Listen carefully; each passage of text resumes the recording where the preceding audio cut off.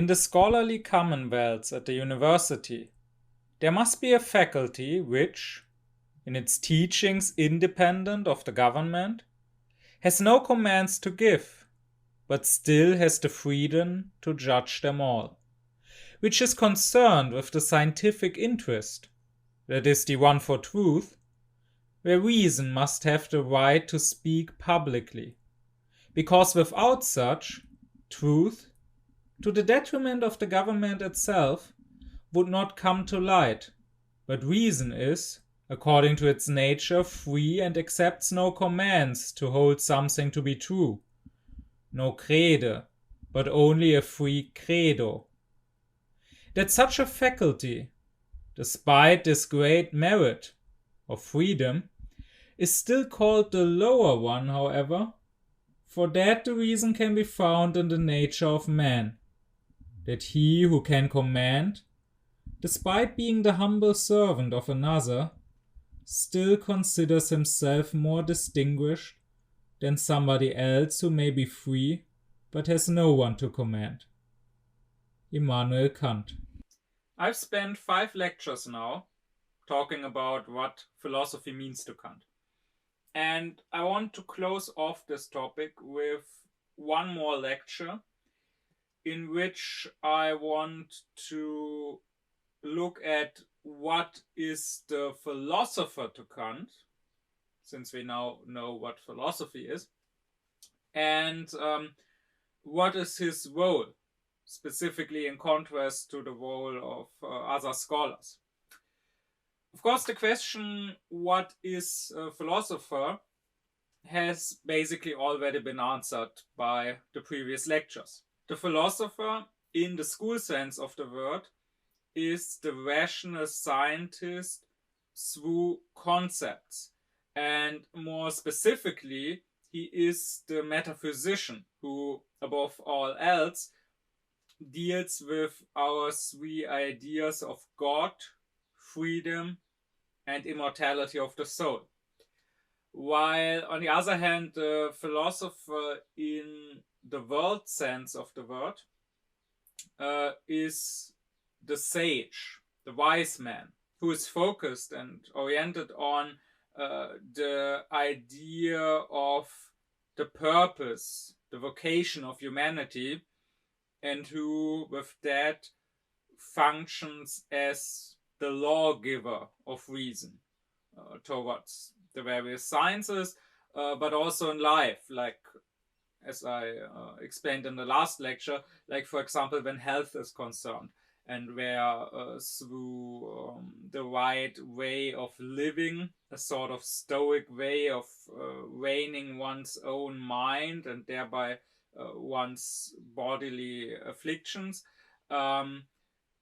is serving as a dietetic art to keep us healthy and to, so to say, keep the doctor away. Now, if we look at the history of philosophy, it becomes very obvious that some philosophers may lean more into the school sense of the word, like Kant himself, while others, like for example Socrates, may lean more into the world sense of the word.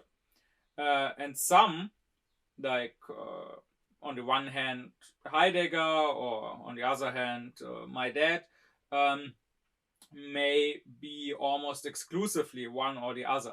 Nonetheless, Kant would say that the true philosopher should be both. In Kant's mind, both of those form a unity, and both parts are incomplete without the other part. The mere metaphysician who only does speculative thinking about various metaphysical questions, for example, thinking about is the world made up of small, not further divisible parts, or can it be divided forever and ever, or even who thinks about the 3 main ideas of God, freedom, and immortality, if he is only doing speculative metaphysics, and not caring much about what the answers he may give in a speculation mean for us, not caring much about how to lead one's life, not caring much about our vocation as humans, then to Kant he is a mere philodox, a mere technician of reason, and I might add, Kant's critical philosophy points out that he's not even a good one. The natural scientist makes a much better technician of reason. And this metaphysician could even think so far as to become a mere sophist, who uses his art, who uses his argumentation to serve any given purpose and to prove any given statement. And that certainly is not true philosophy. On the other hand, the person who is a philosopher in a world sense, without having the science of philosophy, without doing philosophy in the school sense, certainly has more right to call himself a philosopher. That is this school sense what philosophy is ultimately about, wisdom. But nonetheless, Kant would say that this sage needs the science, needs metaphysics. It should serve, Kant says, as a propedeutics, that is an introduction, or it should serve as an organon, that is as a tool to wisdom. The wisdom should not be based just on some vague sense of what is right, some vague intuition that the wise man may believe to have, some higher insight, but it should be based in actual science. The question that the philosopher as lawgiver of reason has to answer, the question, what is the human being, made up of the questions, what can I know, what should I do, what may I hope for, has to be answered through science. And science, as an introduction to wisdom and tool for wisdom, has to build the basis and the fundament of true wisdom, so that the person trying to be wise doesn't stray and become a fool by accident.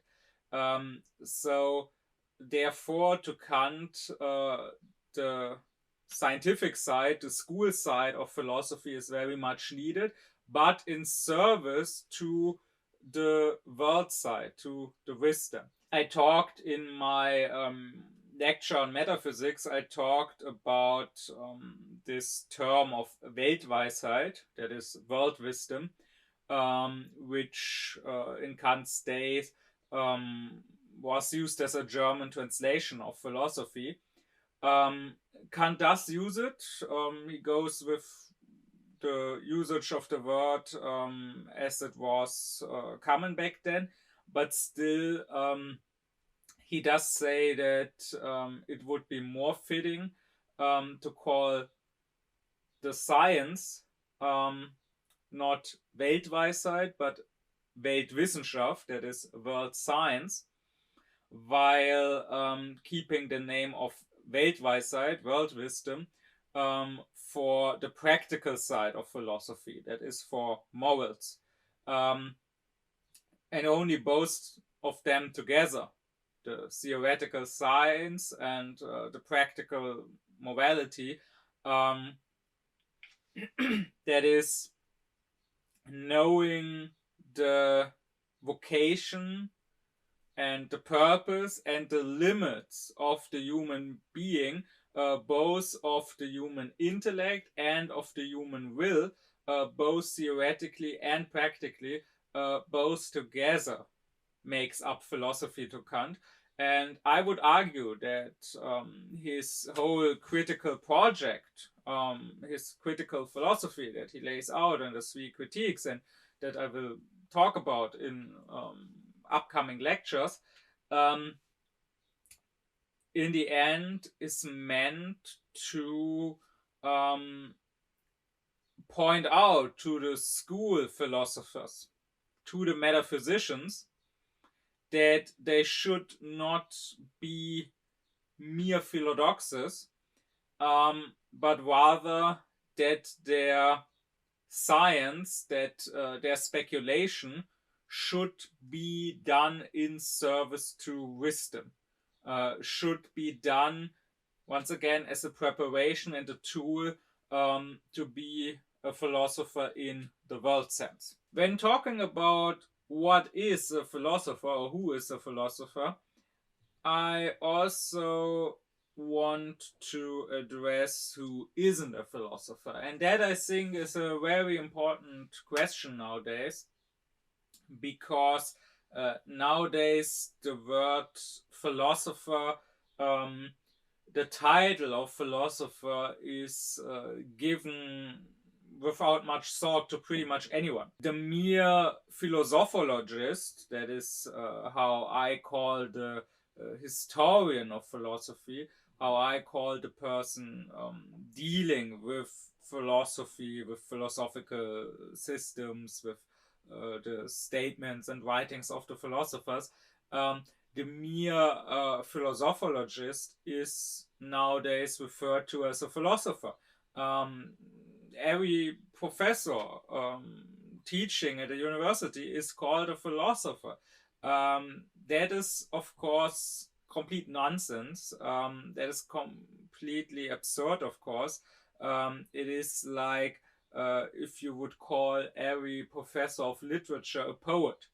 And Kant does remark at some point that a work, a text on poetry is not a poetic text unless maybe it is written in verses. And likewise, a text on philosophy is not necessarily the same as a philosophical text. And I also want to talk about this topic, so who isn't a philosopher, because some people might dislike how I dismiss pretty much everyone who nowadays is called a philosopher, and how I insist that they are not. Some people might take that to be arrogance. But to that, I can say that Kant did the same. He didn't have a very high opinion of most of his colleagues. He didn't have a very high opinion of the regular professor of philosophy in 18th century Germany. He very often talks about the so-called philosophers, about the philosophers merely in name, or about the metaphysical blabberers. Most of them he didn't consider philosophers. And that is not something unique to Kant, or to myself for that matter. That is something that, as a pattern, goes through the whole history of philosophy, starting with Socrates and Plato, who were antagonistic to the sophists of their time. So, to those who called themselves not merely philosophers, lovers of wisdom, but sophists, the wise, the sages.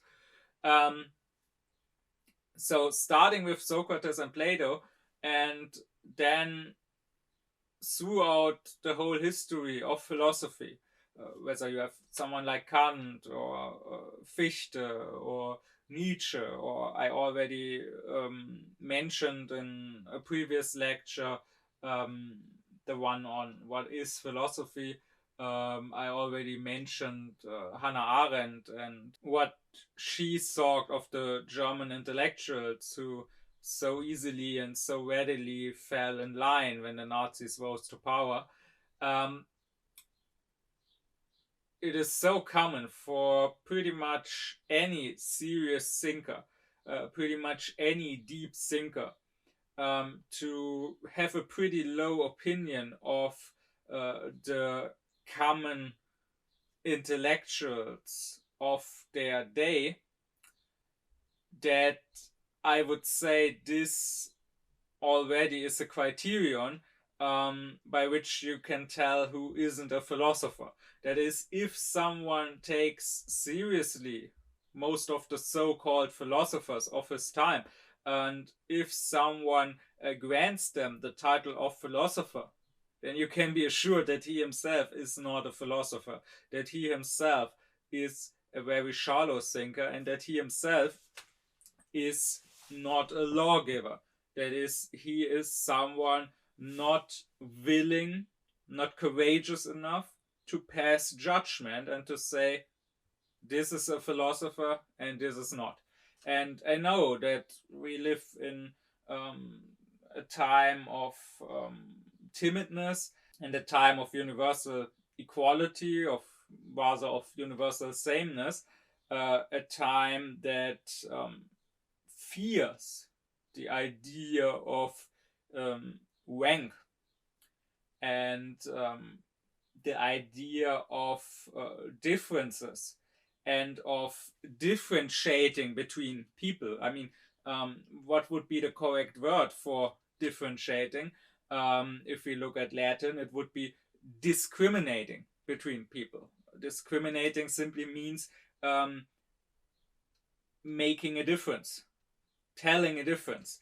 And the mere fact that this has now become a bad word, that this has now become something to be avoided, all we can think about when we hear about discrimination is bad sorts of discrimination, is discriminating people to then give some of them a better treatment than others, and to give some of them more rights and some of them less rights than others. The mere fact that this is all we can think about when we hear discrimination, which in itself is a neutral word, which can mean something bad, but it could also mean something good, tells a lot about our time. But I'm a philosopher, and as a philosopher, I have to be untimely. So I do want to stress that no, not everyone is a philosopher. Not to Kant either, not just to me. In the world sense, Kant says, no one really is a philosopher. The philosopher in the world sense, the sage, is more of an ideal we can strive for. And Kant says that some of the ancients, and in his own days, Rousseau, are the people who came closest to this ideal, but true wisdom is only in God, and therefore there is no true philosopher if we are strict. And to call oneself a philosopher in the world sense, to call oneself wise, would almost be presumptuous and arrogant. But even in the school sense, Kant does not grant the title of philosopher lightly to just anyone. Because Kant says that only historical scholarship and mathematics are sciences that really can be learned. Which is also why he says that only the historical scholar and the mathematician are scholars in the stricter sense. That is, people who were schooled to learn something, while the philosopher, that is the school philosopher, strictly speaking, is not a scholar. And here Kant is not referring to just metaphysics, but to all of philosophy. I remind you, I talked about this in previous lectures, mainly in the one on metaphysics. I remind you that natural science also belongs to philosophy in the school sense, to Kant. And here he stresses that you can't learn philosophy, you can only learn to philosophize. That is because the source of philosophy, Kant says, needs to be your own intellect, your own reason, not just someone else's. You can, of course, historically learn certain statements by philosophers that came before you, but just learning those and memorizing those doesn't make you a philosopher, because it doesn't mean that you yourself can do philosophy. In historical scholarship, well, having historic knowledge is all there is to it. So by acquiring that knowledge, or that awareness, as I called it, you have it, and that's all. And in mathematics, since it is based on intuition, since it is based on constructing concepts in intuition, if you learn how to do that, you yourself can do mathematics. If you learn a certain mathematical formula, you yourself can apply it to various tasks. But in philosophy, it is not enough to have historical knowledge, Kant would say. And once again, this also applies for natural science. All of this is, in one way, he says, related to art, because just like art, philosophy requires genius in a way. And genius Kant translates as original spirit. So being able to have your own, to have new ideas. You can, of course, learn some philosophy, some theory historically, but Kant compares that to someone who learns how to play a certain song. So even without being able to play the piano, I could memorize how to play, let's say, Jingle Bells.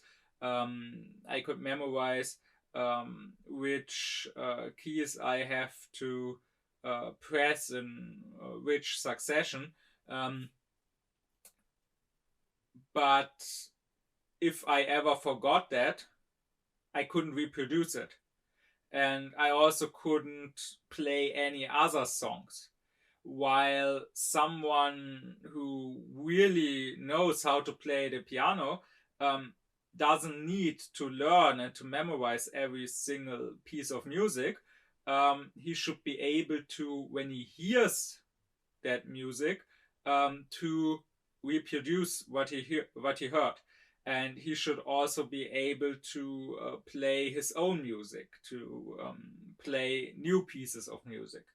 And in the same way, someone could, of course, let's say in physics, have had historical knowledge of Newtonian physics and could have been able to reproduce that, so to speak. But with that, he would never have come up with the physics of Einstein and with Einstein's theory of relativity. It needed a genius like Einstein to make this new step in physics. And therefore, once again, Kant stresses that you can't learn philosophy. You can only learn how to philosophize, that is, how to think, how to do philosophy. That is a method of philosophy, which also is the topic I will address in the next lecture. But for now, I still want to stay at the topic of who is and who isn't a philosopher and what is his role. Kant was very much an enemy of what he called the spirit of imitating or the spirit of emulating. That is simply copying someone else's philosophy and in his day and age in Germany, that was mostly Christian Wolff, and most of the professors at universities were probably Wolffians, and just teaching and copying the Wolffian theories and the Wolffian system. And while Kant had respect for Wolff himself, he didn't have much respect for the Wolffians. I would say that Kant was against all forms of Jens, be they Wolffian or also Kantian later on. He didn't care too much for his own followers who were merely followers either. For that reason, I would say, even if it may sound paradoxical, if you are a Kantian, you are not a true Kantian. To be a true Kantian, you need to not be a Kantian. And we can see that in the history of philosophy. We can see that in Kant's own days. So when his critiques came out in the later 1780s and then 1790s, many of the younger generation of thinkers, of intellectuals in Germany were very enthusiastic about that and became Kantians. But most of them, with a few exceptions like Fichte, who carried on Kant's thought and who went deeper than Kant had, who continued on Kant's path, but with a few exceptions, most of them didn't matter much. Most of them were very superficial and were just merely copying and repeating what Kant had said. And the same, I would say, is even more true for the so-called Neu-Kantianer, that is Neo-Kantians, who became prominent in Germany in the latter half of the 19th century. And the same is true for those professors, those scholars of philosophy nowadays who are Kantians of some sort, who subscribe to Kant's philosophy. All of these people may have read Kant. They may even be great scholars. That is, they may know a lot about Kant. They may be able to repeat a lot of his statements, to talk a lot about his system and to explain his system. But since they just treat it as a doctrine of theoretical statements, for example, as a theory of knowledge and of cognition, that may be true, that they may subscribe to as a true doctrine as compared to other doctrines, but since they don't treat it as more, that is, since they don't look at what Kant actually wanted, what his actual aim was, since they don't use the truths that Kant found, the truths that they may subscribe to apply it to life, to be wise, to now act as lawgivers to life and to science and to humanity, since they don't take up the moral imperative at the center of Kant's philosophy, they ultimately are not true Kantians, but rather betray Kant's actual philosophy or don't understand it at all. Likewise, if you just blindly follow Kant and blindly agree with everything he says, that is not in the spirit of Kant. And that is also not what I want to do. As these lectures will go on, even though I agree with Kant on a lot of things, and even though I hold Kant to be very important, I will also, especially at the end of all these lectures, but also from time to time in between, I will also criticize Kant where he needs to be criticized. And that is presumably what Kant himself would have wanted. As he himself says, that no philosophy, no system of philosophy is perfect and without needing any modifications or any fixes.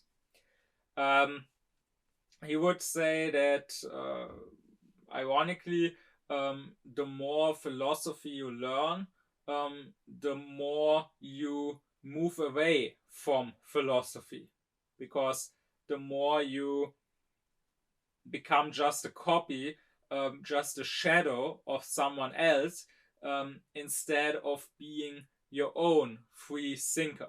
These views of Kant, of course, have implications or consequences for teaching and studying philosophy.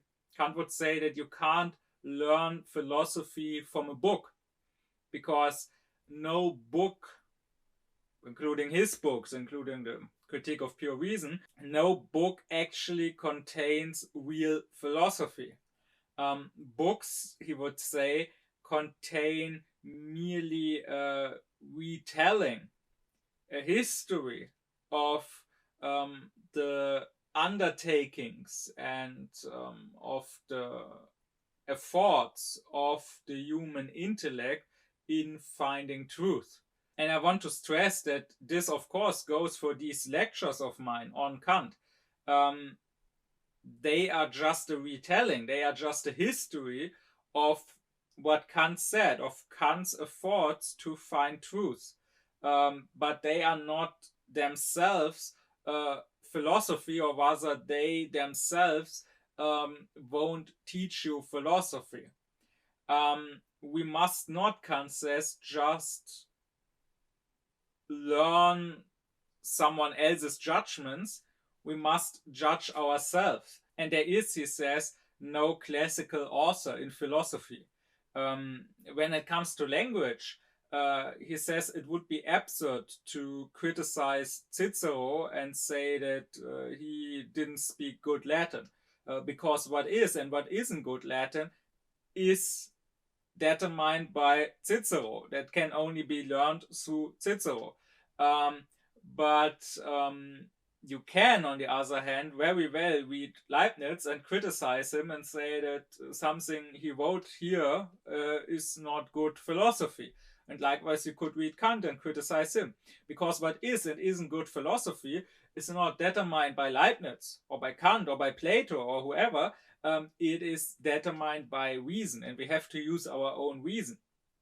And therefore, when reading a philosopher or hearing about a philosopher, Kant says, it should be food for our own thoughts, and it should be an occasion to judge with the philosopher and even against the philosopher we are reading. And this is how Kant would teach, because teaching at universities back then worked a little differently from today, and it was common practice for the teacher, for the professor, to use some book and to basically, over the course of his class, work through that book, to teach his students from that book and to explain that book to them. And how closely someone stuck to the book he used very much depended on the professor. So surely there were professors who basically just repeated what their book that they used for their class said, and who didn't think for themselves or didn't make any judgments about that book at all. Well, Kant, on the other hand, he also used books, and that is, in the 18th century, he would use books that came from the Wolffian school of philosophy. He would use Wolffian books just like his colleagues in his teaching, even in his later classes when he had developed his own critical system. But he would, and you can still see that when reading his lectures, especially his later lectures, became more and more independent of these books. He would use them simply to give certain topics, like saying, well, now the author is talking about the soul, now the author is talking about God. And so he would talk about the soul or about God now. But he would not just repeat what the author said, he would talk about these topics very freely. Or he would say in his lectures, well, the author is now giving this argument for the immortality of the soul. This argument, however, is wrong for this and that reason. And there are also two other possible arguments that the author didn't go into, but that he could also have given, but they, however, are also wrong. So his way of teaching with these books was very much independent and free. And once again, what he stressed to his students, what he wanted them to do is not merely swallow up and memorize something that some author had said, but to learn while reading, to think and judge for themselves. Because, for one, Kant would say no system of philosophy is complete and is correct in every single statement. And not needing any corrections. But even if it was, if you just memorized it, you could face several problems. For example, you could forget what you memorize. Now, if you learn to think for yourself, you could recreate the system for yourself. You could know the system starts from A, and then you could know that, well, from A there must follow B. But if you can't think for yourself, if you just remember that B follows after A and now you forgot that B follows, now you will be lost. You will not know, did B come after A or did C come after A? And likewise, what if there is an opponent of that philosophy, of that system, attacking it with new counter arguments? And the original thinker, the original author of that system, didn't know these new counter arguments yet, and therefore didn't provide answers for these counter arguments. Maybe these new arguments are false. Maybe the system could stand against them. But since you only learned the system insofar as it was written down by its author, and since he didn't have any replies for these new arguments, you can now not defend the system. While if you have learned to think for yourself, you could apply the old system to new situations, and you could probably come up with new answers to these counter arguments.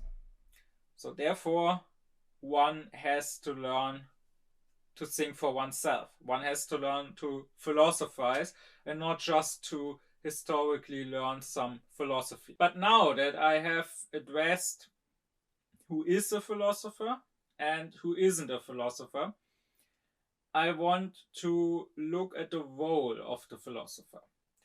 I mentioned before in my lecture on metaphysics that universities in Kant's time were structured into the three higher faculties of theology, law, and medicine, and the lower faculty of philosophy.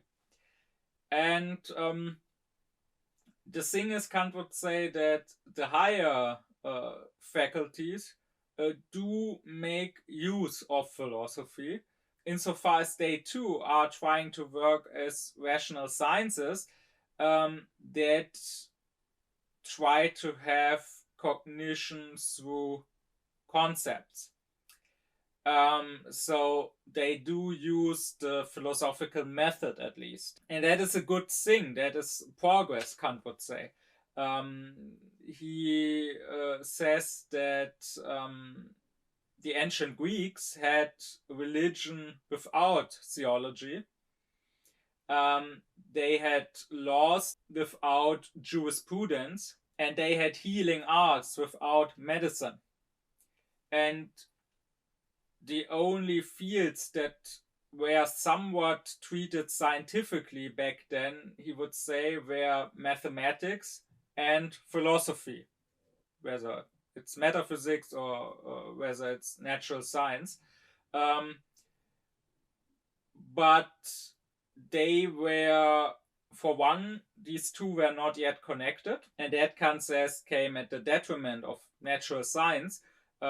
He would say that it was a big improvement and a big progress that in modern times the applied philosophy, the natural science, had connected itself with mathematics, that mathematics has been started to be used in physics.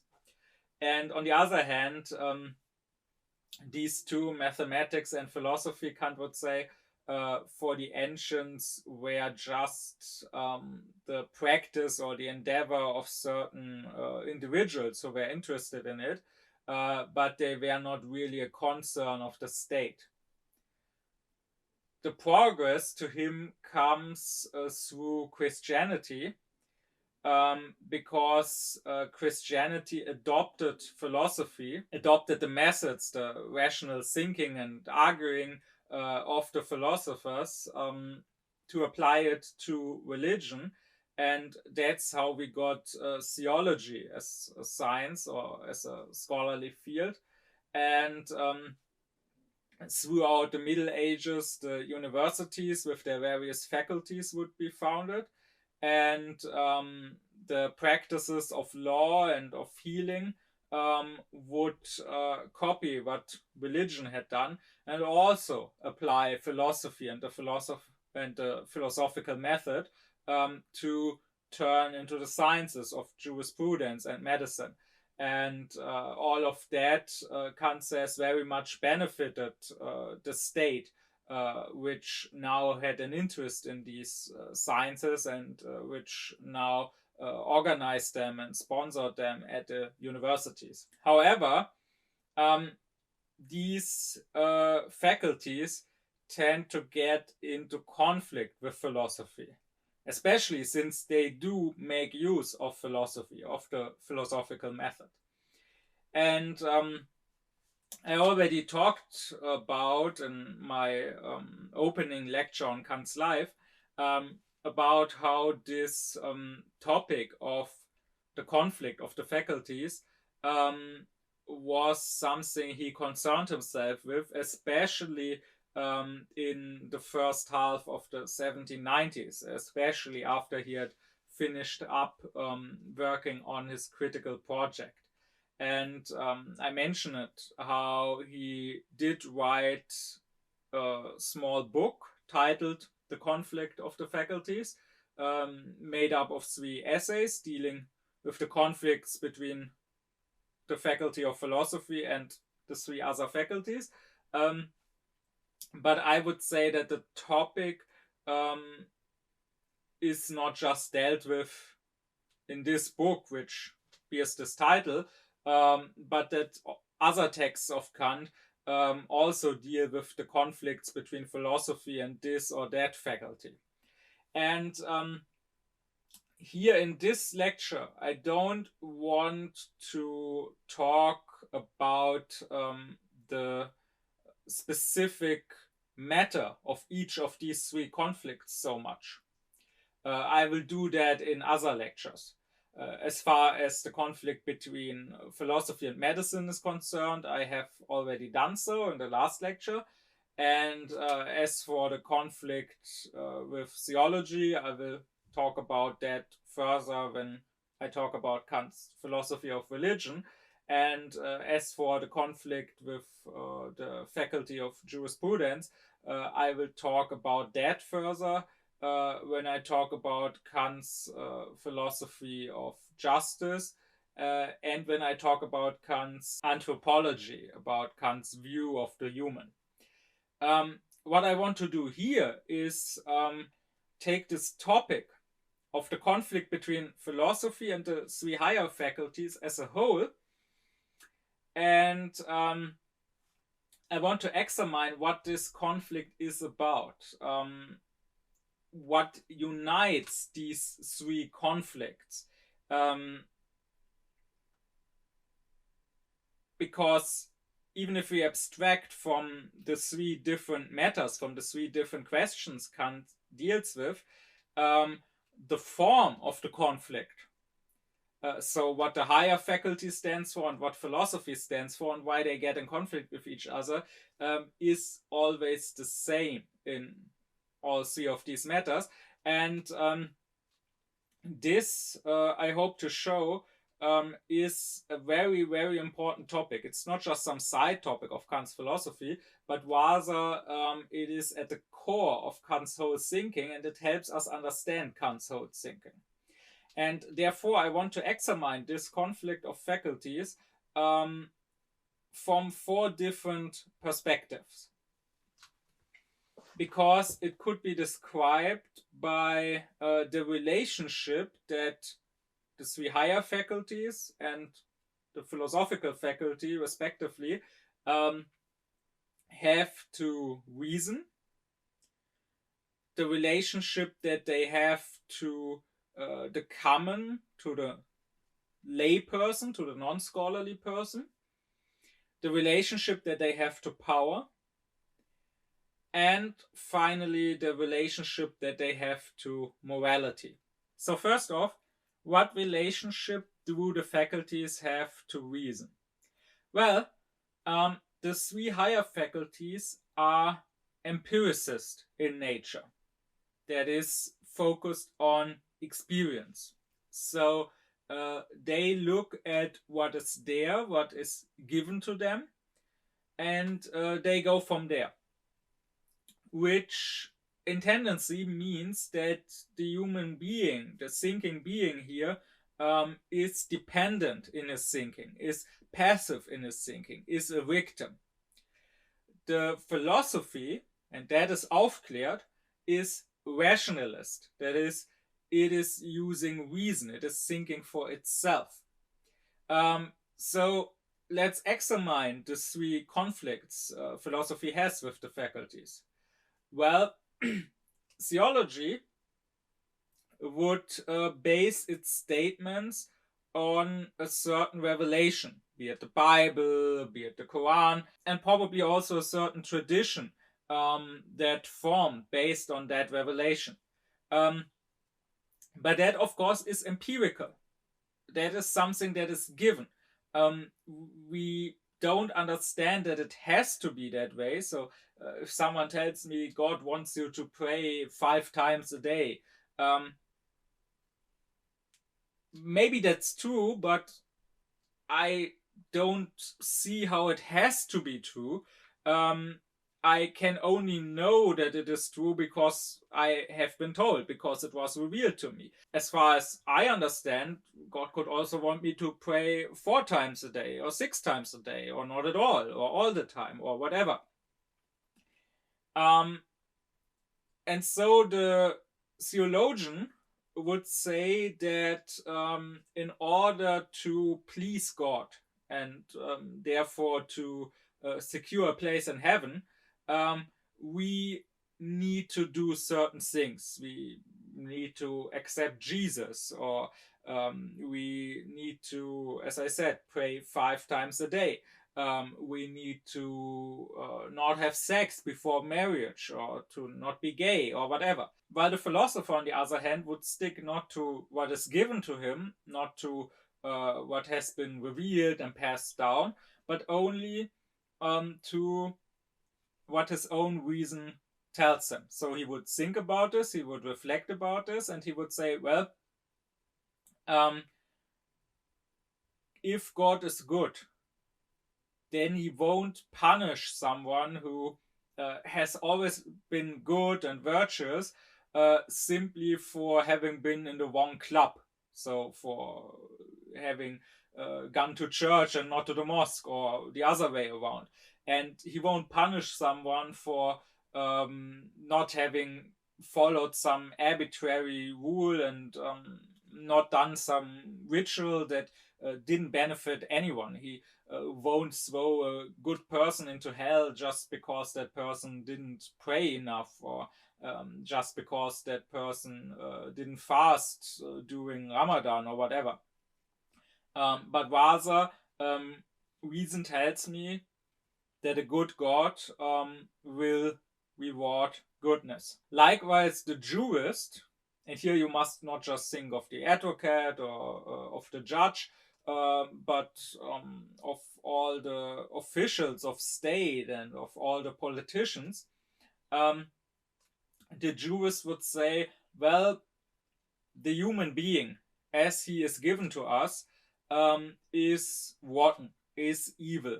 The humans are selfish, they are lying and deceiving, they are aggressive, and so on and so on. And therefore, our laws and our policies and our politic have to take that into account, and they have to be cynical power politics. We have to subjugate these evil humans with their evil drives and try to bring some order into the chaos, and we have to deceive and to destroy our political enemies, like neighboring countries that we might be at war with, to secure our own safety. The philosopher, on the other hand, says, well, whatever experience might tell us, and sure, experience of human beings and how they behave might show that very often human beings are not exactly behaving in a good way. But whatever is given to us, whatever may be human nature according to experience, doesn't concern me. As a philosopher, I am just asking reason, and reason tells me that humans should live in freedom and peace. That outwardly there should be peace between the various states, and inwardly there should be freedom in the state. The state should be a republic and not a despotic tyranny. And therefore, I don't care whatever human nature may be, and I don't care about you telling me that this is not possible. There will always be war, and humans can't deal with freedom. They will just mess it up. Reason tells me they should have peace and freedom. And likewise, the physician, and here you might think of the last lecture and what I said about Hoffmann and his school of mechanists. The physician will say, what is given to us is the material human body, and that appears to be a biological machine. So we will treat him like that, as a machine that might fail sometimes, that might weak sometimes, and that then needs to be repaired and fixed. And therefore, we will treat him as a victim, as something passive.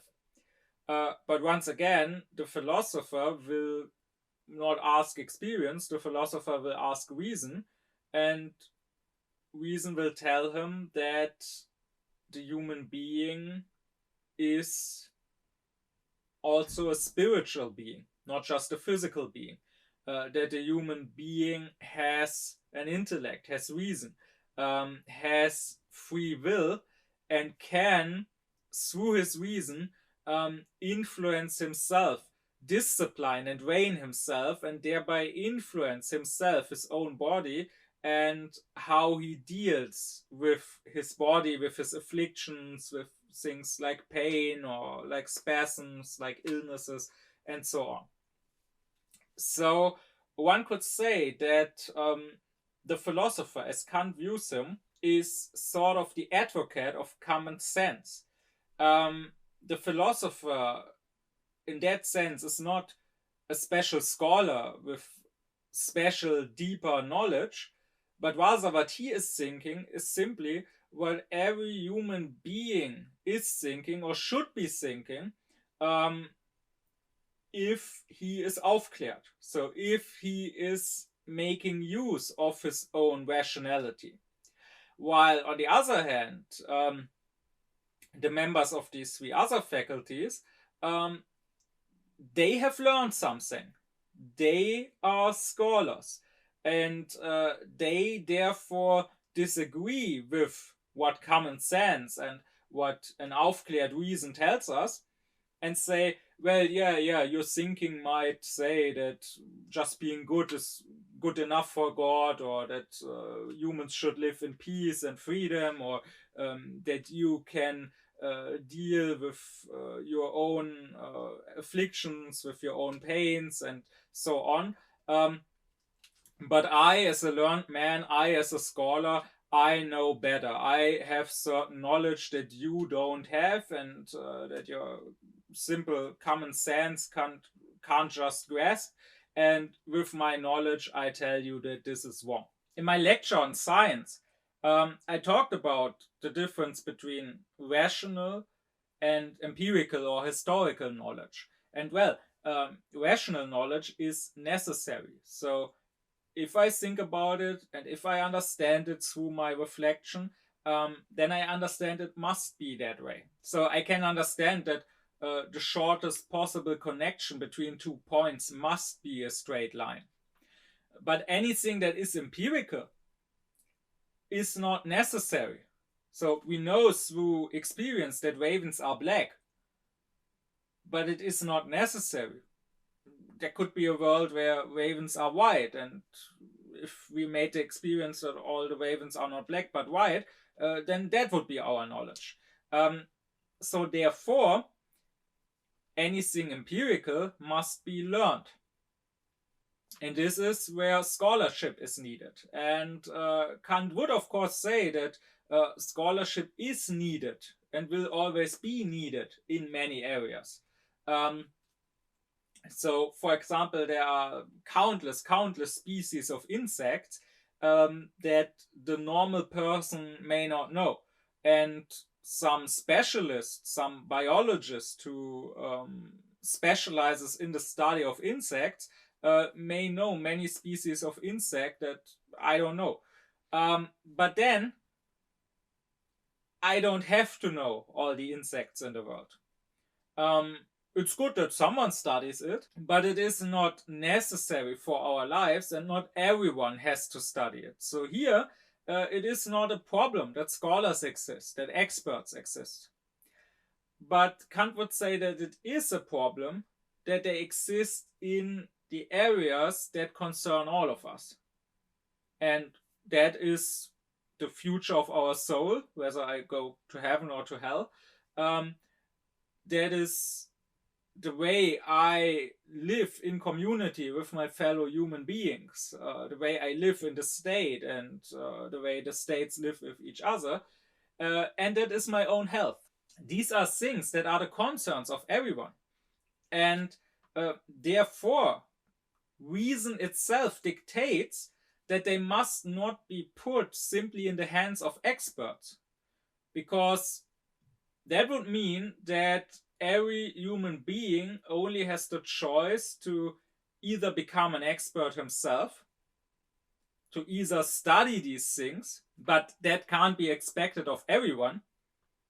And even if you study one of these three fields, you can't possibly study all of them. So even the experts will still depend on other experts in other areas. Or if you have not studied one of these, if you are not a theologian or jurist or physician, then you must depend on others. Then you must necessarily be unaufklärt. That is, you must give up your own thinking, your own rationality in the very fields that matter most to you, and blindly follow what someone else, what your priest or what some politician or what some physician tells you. And that, Kant says, must not be. And therefore he considers it the task of science, of scholarship, to in a way make itself disappear eventually. Not all of science, not all of scholarship, but the parts that concern everyone, that is especially these three higher faculties. Their task, their vocation, if they are aufklärt, if they themselves want to be rational and not abuse their power and their expertise, should be to work towards becoming more and more irrelevant. Probably never completely irrelevant. They will probably always be needed somewhat. Most of them probably the physician, least of them probably the theologian. But they should strive to become more and more irrelevant by making religion, making the laws, making health as simple as possible, so that they can mostly be dealt with through common sense and mostly don't require experts that we have to listen to. And the only faculty out of the four that should continue and that will always remain necessary, therefore, is the philosophical faculty, but not so that the philosophers can now be the experts and so that people now blindly follow the philosophers, but only so that the philosophers are the guardians of the people and of their concerns, of their common sense, so to speak, against the three higher faculties, making sure the higher faculties don't presume to rule over the people, but continue working towards becoming more and more irrelevant. With Kant, we could say that the pious person doesn't need a priest. The just person, who doesn't break any laws, doesn't need an advocate, at least if the just person also lives in a just state and not in some tyranny. And the healthy person doesn't need a physician. And therefore we can again look at the three fields, and then we can say that in religion, Kant was very much against what he would call superstition, that is believing that God requires anything else from you but being moral and virtuous. That is believing that God requires you to believe in certain historical truths. Yeah? Believe that this and that guy was a prophet, believe in this and that miracle, and believing that God requires you to follow certain artificial and arbitrary rules and rituals that have nothing to do with morality. Because if belief in historical statements and if certain rituals and commandments are a requirement, then religion does need experts, does need scholars.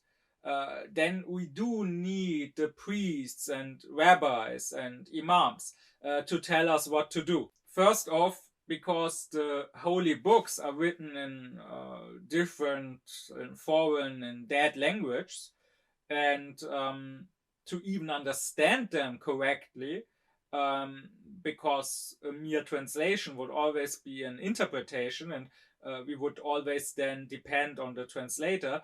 To understand them correctly, one would have to learn these languages, but it can't be required for every single person to learn Hebrew or Greek or Arabic. So therefore we would rely on the scholars who did learn it. And then with that comes a lot of further knowledge. Knowledge of tradition, of how these texts are or have been used to be interpreted in a certain tradition. And there would probably be a lot more texts produced by that tradition to help with the interpretation. Texts like the Talmud, where the rabbis discuss how exactly to understand and to apply the laws of the Torah, or texts like the Hadith, that supposedly tell you about the deeds and sayings of Muhammad, and thereby are supposed to help in better understanding what the Quran actually says and actually wants from you. That requires expertise, that requires scholarship.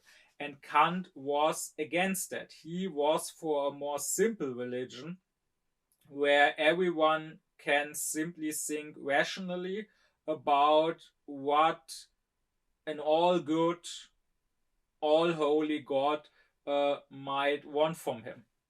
As a side note, nowadays I find that Kant sometimes is accused of anti-Semitism. That accusation unfortunately has become kind of an empty accusation, because it is often thrown around very mindlessly. So pretty much any of our long dead thinkers by now has been accused of having been an anti-Semite, and that is doing a disservice, I would say, to the cause of fighting racism and fighting anti-Semitism, because thereby the word and the accusation loses its meaning and loses its weight and becomes something harmless or something that people don't take seriously anymore. Well, in Kant's case, I will talk about his racism and also about his views on the Jews in a much later lecture. But I will remark that here already this should help you understand Kant's views of the Jews better. He wasn't racist against the Jews as people on a racial basis, not at all. I mean, he did consider them part of the white race anyways. And he did hope that eventually the Jews could be granted equal citizenship, which they didn't have in his time. And even when it came to faith, he would not have them required to simply convert to Christianity. Many of his contemporaries would have made that a requirement before granting the Jews full citizenship, while Kant said that the Jews would not have to accept that Jesus was their Messiah that they had always been waiting for. He envisioned a future where the Mosian communities could be accepted as full churches and granted the rights of churches, just like the Catholic or Lutheran or Calvinist churches of his time. But what Kant did criticize, and what he was an enemy of, once again, was making religion about following certain laws and commandments and rituals that don't come from reason, and that our reason can't understand why we should have to do them, why they should have to be necessary, but rather making religion superstitious like that, like Kant would call it, making it about following rituals and commandments that have been passed down and revealed, and therefore making religion about following what scholars, what theologians, what, in the case of the Jews, the rabbis tell you to do. And that is what Kant would criticize, but that he would criticize in all communities of faith. So that isn't criticism that goes exclusively against the Jews, but when it comes to this, he would criticize everyone who had a superstitious religion. But moving on, when it comes to the laws in the state, Kant would say that the laws should be as simple and as few and as much based on common sense as possible. And he complained that there were too many laws, meaning that a common citizen could not know all the laws in the state. So a common citizen has to follow certain laws, to not break certain laws, without even knowing them. So he can never be completely sure if he's doing everything as he's supposed to, or if unknowingly he's breaking some law. And I might add, Kant complained about this in the 18th century. He would probably have been shocked and appalled at seeing the tremendous amount of laws and bureaucracy we have amassed nowadays. I mean, even the experts, even the jurists who studied the laws, can't possibly know all of them, or even a majority of them. They still have to focus on specific parts of the law.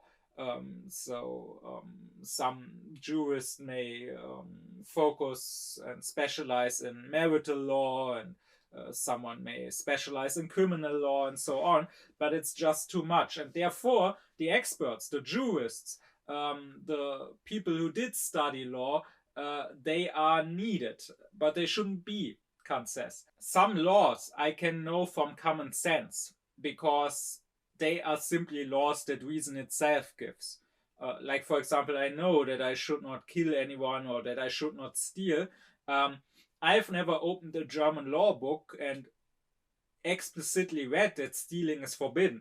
And since I didn't study law, I couldn't tell you where exactly you would find that law saying that you must not steal. But still, I know that stealing is forbidden in Germany, and it's just common sense that this is forbidden. And Kant would say that as much as possible, the laws should be reduced to these rational, these common sense laws, so that you don't require heaps of experts who have studied law to tell you what you can't and what you can do. And likewise in medicine, to know all the illnesses and with all their symptoms, and to know all the possible medicines and remedies, and to know all about your anatomy, you need an expert. Not everyone can study medicine. But how to live a healthy life, that is largely a matter of common sense. If I just listen to my body, and if I avoid extremes, if I practice temperance, I will probably avoid a lot of problems, avoid a lot of illnesses. If I just listen to my body, to what it needs, what it is hungry for, what movements, what stances feel good for my body and what hurt it, then I will largely not need the physician. And here, this is not just about Aufklärung. This is also a social issue, an issue of poverty and of wealth, because Kant was concerned with the fact that medical treatment is expensive. If you need surgeries, if you need certain pharmaceutical products, certain drugs, certain remedies, that costs you money. So medicine, therefore, Kant would say, is largely a privilege of the wealthy.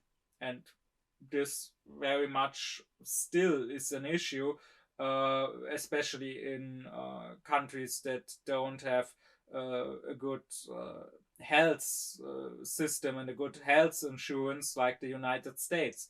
And therefore, also because of social concerns, because of concerns for the pure, Kant didn't want the health of the people to just be a matter of the experts that need to be paid, but rather he wanted the health of the people to, as much as possible, be in the hands of the people themselves, because keeping a healthy lifestyle, a healthy diet, staying away from whatever may harm my body is much less expensive and much more doable, even if you are poor, than buying expensive drugs or having expensive surgery done. Now let's move on to the second characteristic of the faculties.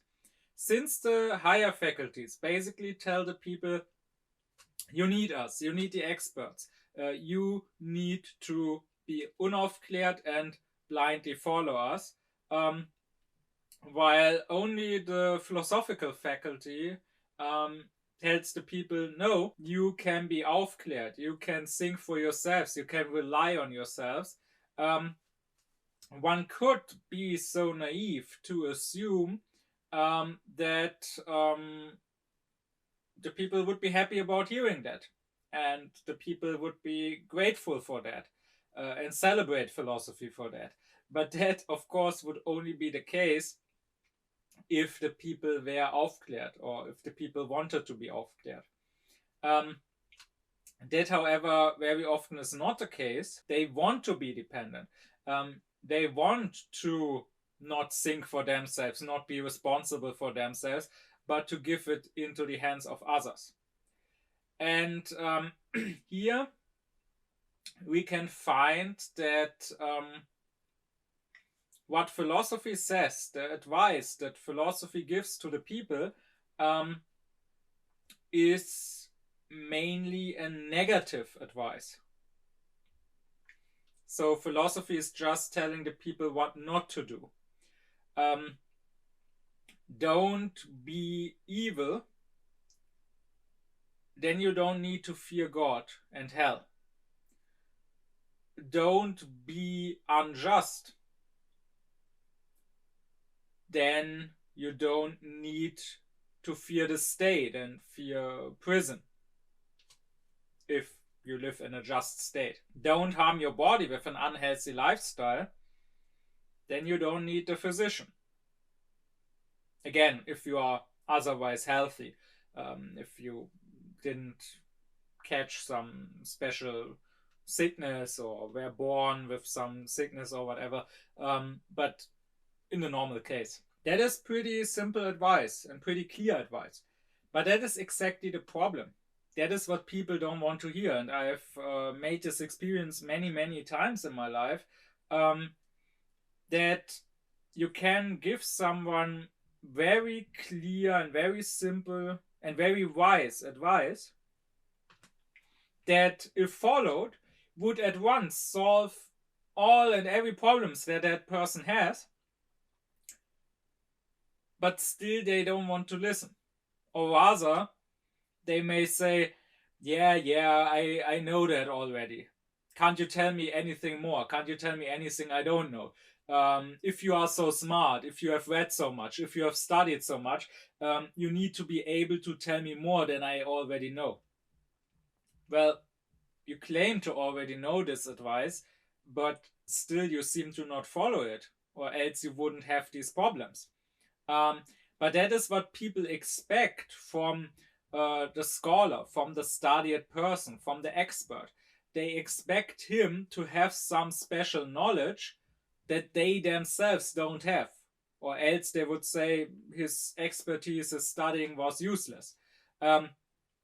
So they expect that it isn't about just thinking rationally for oneself, but that special expert knowledge is needed, and they want to hear that expert knowledge. And the members of the higher faculties, because they are studied experts, can appear with more pride, with more grandeur, with more arrogance. They can look more impressive.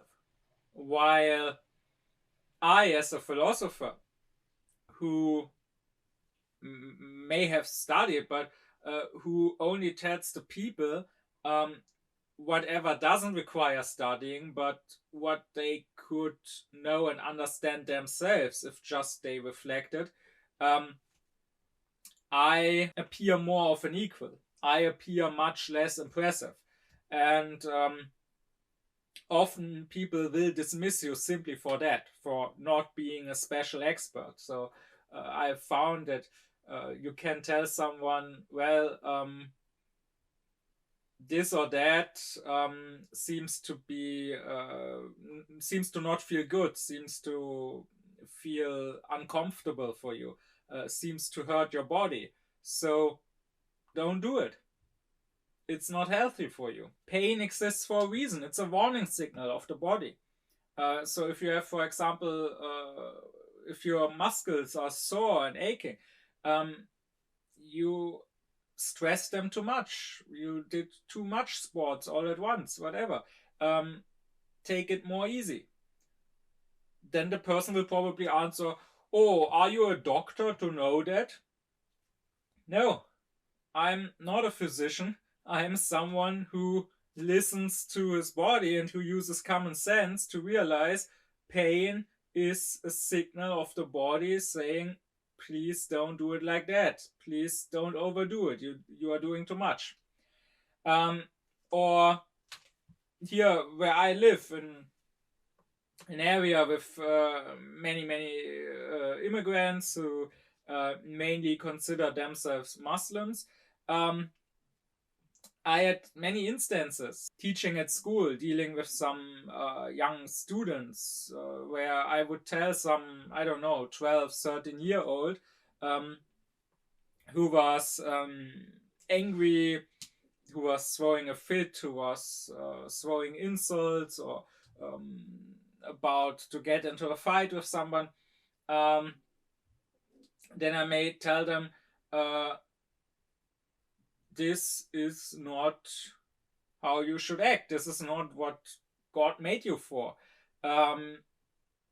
God doesn't just want you to follow certain arbitrary rules like don't eat pork, pray on Fridays, or whatever. But rather, God wants you to act good. And I could even add that this is what the Quran directly says. That it says God loves those who act beautifully, or that it says those who believe in God will know no anger. And instead of listening to those words and letting those words get into his heart, instead of thinking about those words, because I mean, even if that wasn't written down explicitly in the Quran, it would still be very much evident that this is the truth, that this is how a person should be. But it even is written in the Quran. But instead, the student would immediately go, where is that written? You have to give me the exact verse and line. And if I can't do that, because I know what the Quran says generally, I have read it several times, and I remember the important sayings, but I haven't bothered to learn and to memorize all the exact lines, then that's immediately dismissed because clearly I'm no expert. Yeah? Then the student might tell me, well, my Hodja has memorized the whole Quran. Well, that's nice for your Hodja, but clearly your Hodja is not living the Quran because your Hodja has not taught you to do so. And your Hodja himself probably often gets angry, and when you are too loud in class, he screams at you to be silent. And when you are asking critical questions, he screams at you. So that's good for him if he has memorized the line that says that the truly religious person, the true believer, will not know any anger. But clearly, memorizing it didn't do much good for him. But the main problem here, Kant would say, is that the three higher faculties, while philosophy is only giving negative advice, telling people what not to do, they claim to have positive advice, or positive remedies with which they can help people once things have gotten messed up. And that is exactly what people expect from the experts, Kant would say. He says that people go to the experts, to the scholars, as if they were magicians, expecting them to have almost supernatural powers to solve their problems, saying, well, this is what you have studied for, isn't it? Why do you have studied? Why do you have read and learned so much if you can't now solve my problems with that? And so the simple truth is that people, they don't want to be good. They want to hate their neighbor. They want to be assholes to their colleagues and to their wife. They want to mistreat and abuse their children. They want to live a lifestyle of wealth and luxury here in the West, drive around in their car, fly around on vacation, buy new clothes, buy new phones all the time, and not think about how that is harming people in other parts of the world who have to produce these things, or how that is harming the environment, how that is harming God's creation. And then they want to go to the priest, and they want the priest to tell them how they can still go to heaven. How all they have to do is confess and pray some Hail Marys, or how all they have to do is go on a pilgrimage to Mecca.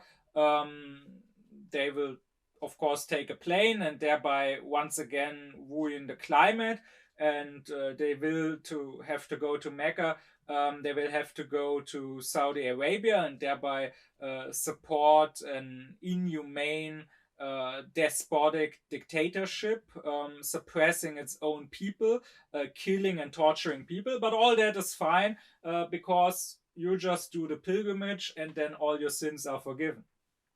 And likewise, they don't want to be just. What they want is to not pay taxes. What they want is to cheat and to commit fraud and to ignore the traffic laws. And what they want is to mistreat their workers if they are employers, to make them work harder than the law says, or to pay them less than the law says. And then they want the jurist, the advocate, to help them get away with it and not go to prison. And what they want is, they don't want to live healthy. They want to live an unhealthy lifestyle. They want to take drugs. They want to fuck around and have unprotected sex. They want to stress themselves till they have a burnout and psychological issues. They want to eat junk food. And then they want to go to the physician and have him fix it up. And that's why they don't want the philosopher simply telling them, well, the wisest thing to do is don't break it, then it doesn't need any fixing. They want to break it, and then they want some expert with magical powers to fix everything up for them. I'm moving on to the third characteristic, the third difference. That is about power. Kant would point out that the three higher faculties all have power. They all command. The theologian tells you what you have to do because God wants you to do it. The jurist tells you what you have to do because the state wants you to do it. And the physician tells you what you have to do for your health. All of them have power. And the philosopher is the only one of them who doesn't have any special power or authority. He simply speaks with the voice of reason. But on the other hand, Kant would also say that philosophy is more free than the other three. because yes, they do have power, but they are also under power. They are also ruled over by certain powers. The theologian can't freely think or reflect about religion and about God.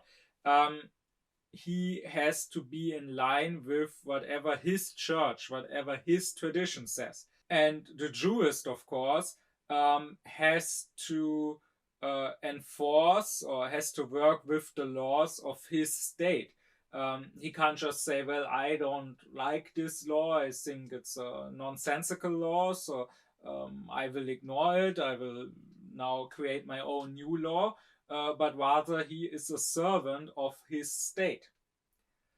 The physician, Kant would say, out of these three has the most freedom.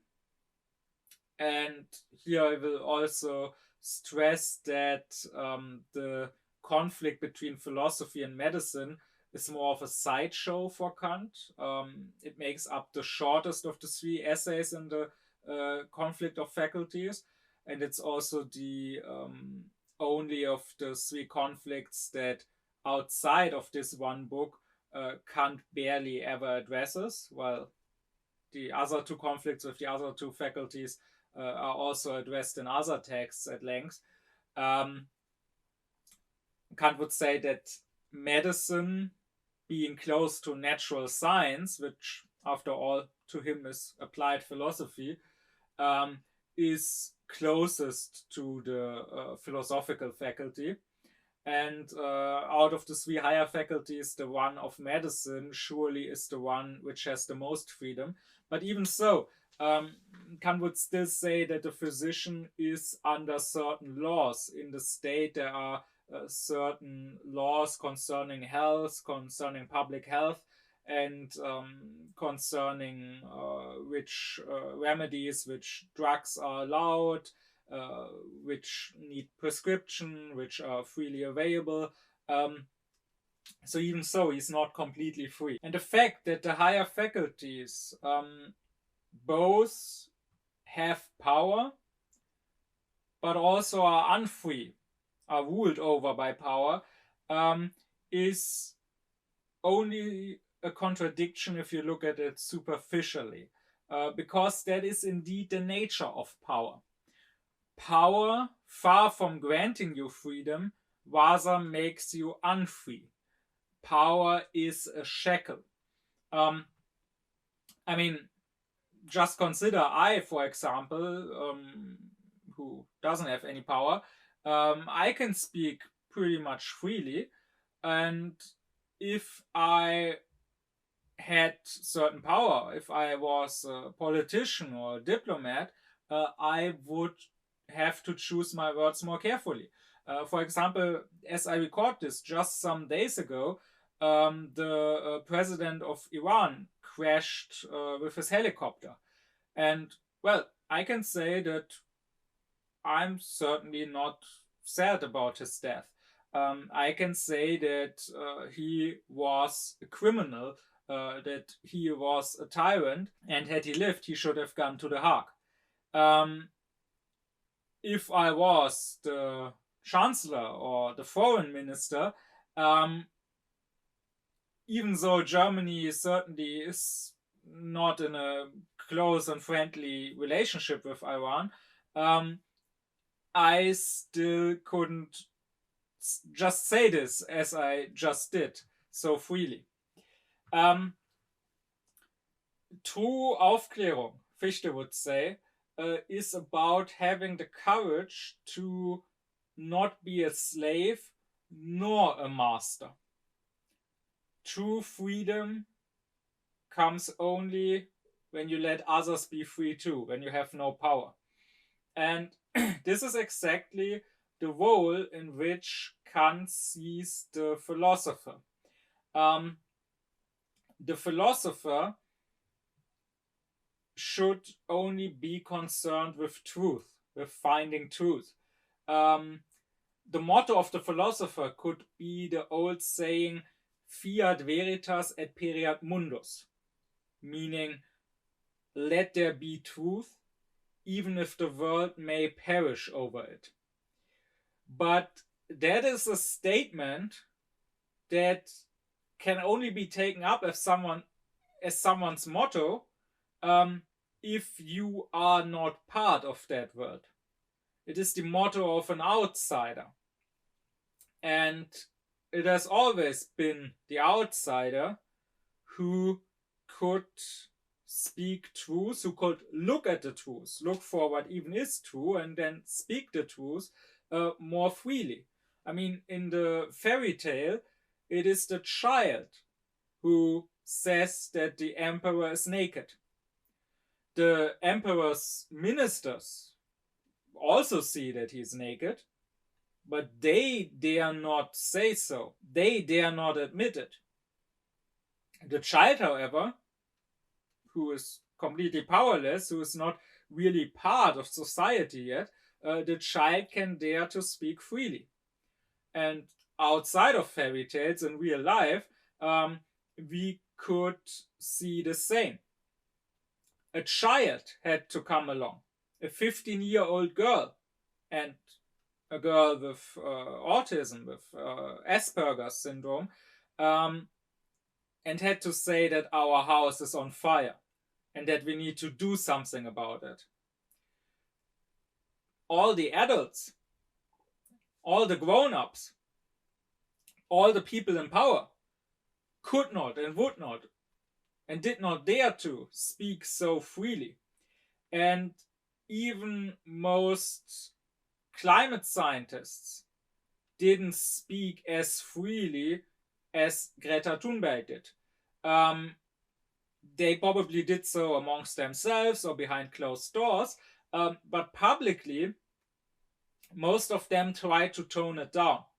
Most of them tried to not sound too alarmist, worrying that they would not be taken seriously, worrying that people would not listen to them if they sounded too extreme.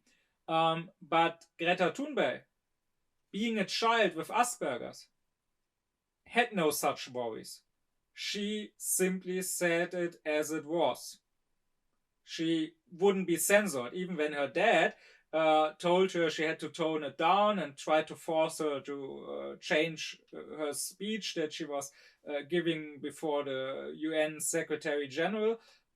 She would not listen to the grown-up, but go with what she had to say. So once again, I said that before 2 lectures ago, I can say here that Greta Thunberg comes closer to what a philosopher should be to Kant, at least in the world sense. She's certainly not a metaphysician, but in the world sense, as a lawgiver and as someone who is free and freely speaks the truth, comes closer to what a philosopher should be according to Kant than our regular professors do. What she is doing is what Foucault called, with an ancient Greek term, parrhesia.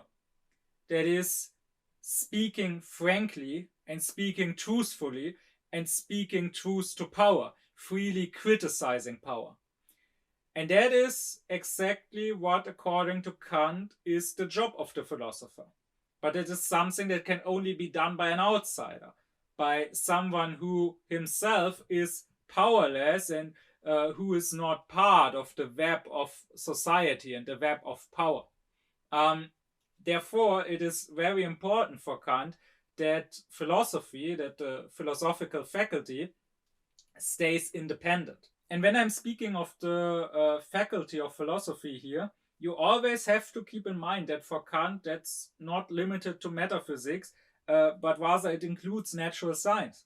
So, of course, courageous and principled natural scientist, someone like Kevin Anderson, can also fill this role of being a parrhesiastis and speaking truth to power. But what is always required for that is a certain independence. Today we consider it a great achievement of the era of Aufklärung that religion and state were separated. And to be sure, that is an achievement, and that is something that Kant also advocated for. But he would say that we don't just need a separation of religion and state, we also need a separation of philosophy, or rather science in general, we could say today, and state. And that is indeed something Kant would say that was the case in ancient Greece, and that to him is the reason why philosophy could strive there. He says that in ancient Egypt, what philosophy, what wisdom, what science there was too closely connected with the priesthood and with the state cult.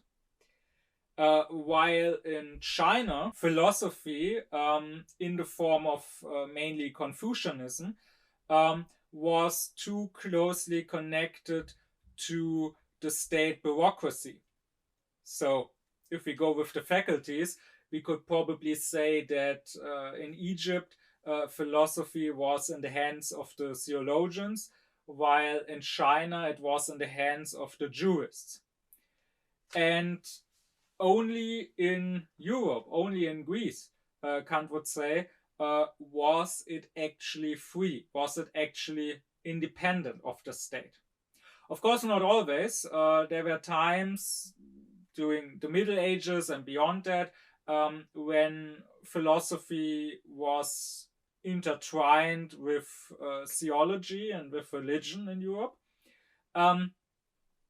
But in modernity, there came a new emancipation, and especially in Kant's age, in the age of Aufklärung, philosophy once again became independent, and that is when it thrived.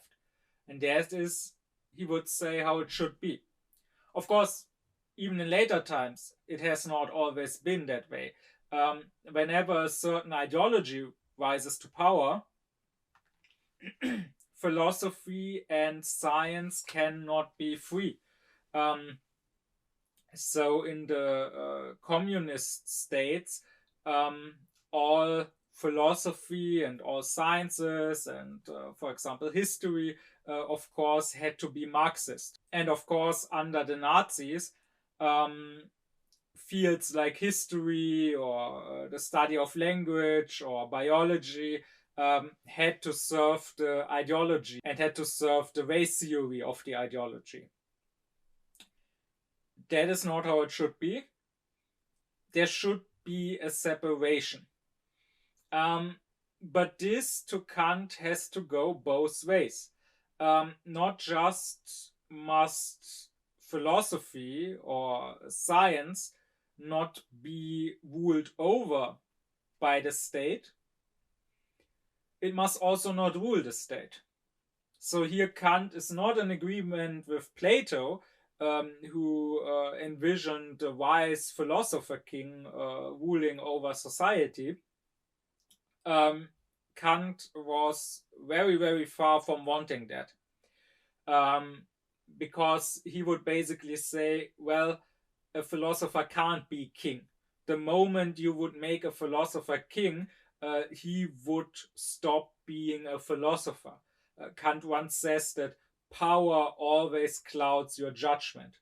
If you want to judge, if you want to think about truth freely, and that is what the philosopher's job is, you have to be powerless. So Kant doesn't demand rulership, and this once again proves what I said 2 lectures ago, that when Kant says the philosopher should be a lawgiver of reason, he certainly doesn't mean it in a literal sense, saying the philosopher should make actual laws and have power to enforce them, but rather it can only be meant in the way that he points out the way, and the people should listen to what he has to say, which, if they are not forced to do, they will only do if they themselves are philosophers enough, they themselves are wise enough to understand that he is really saying what is true and rational.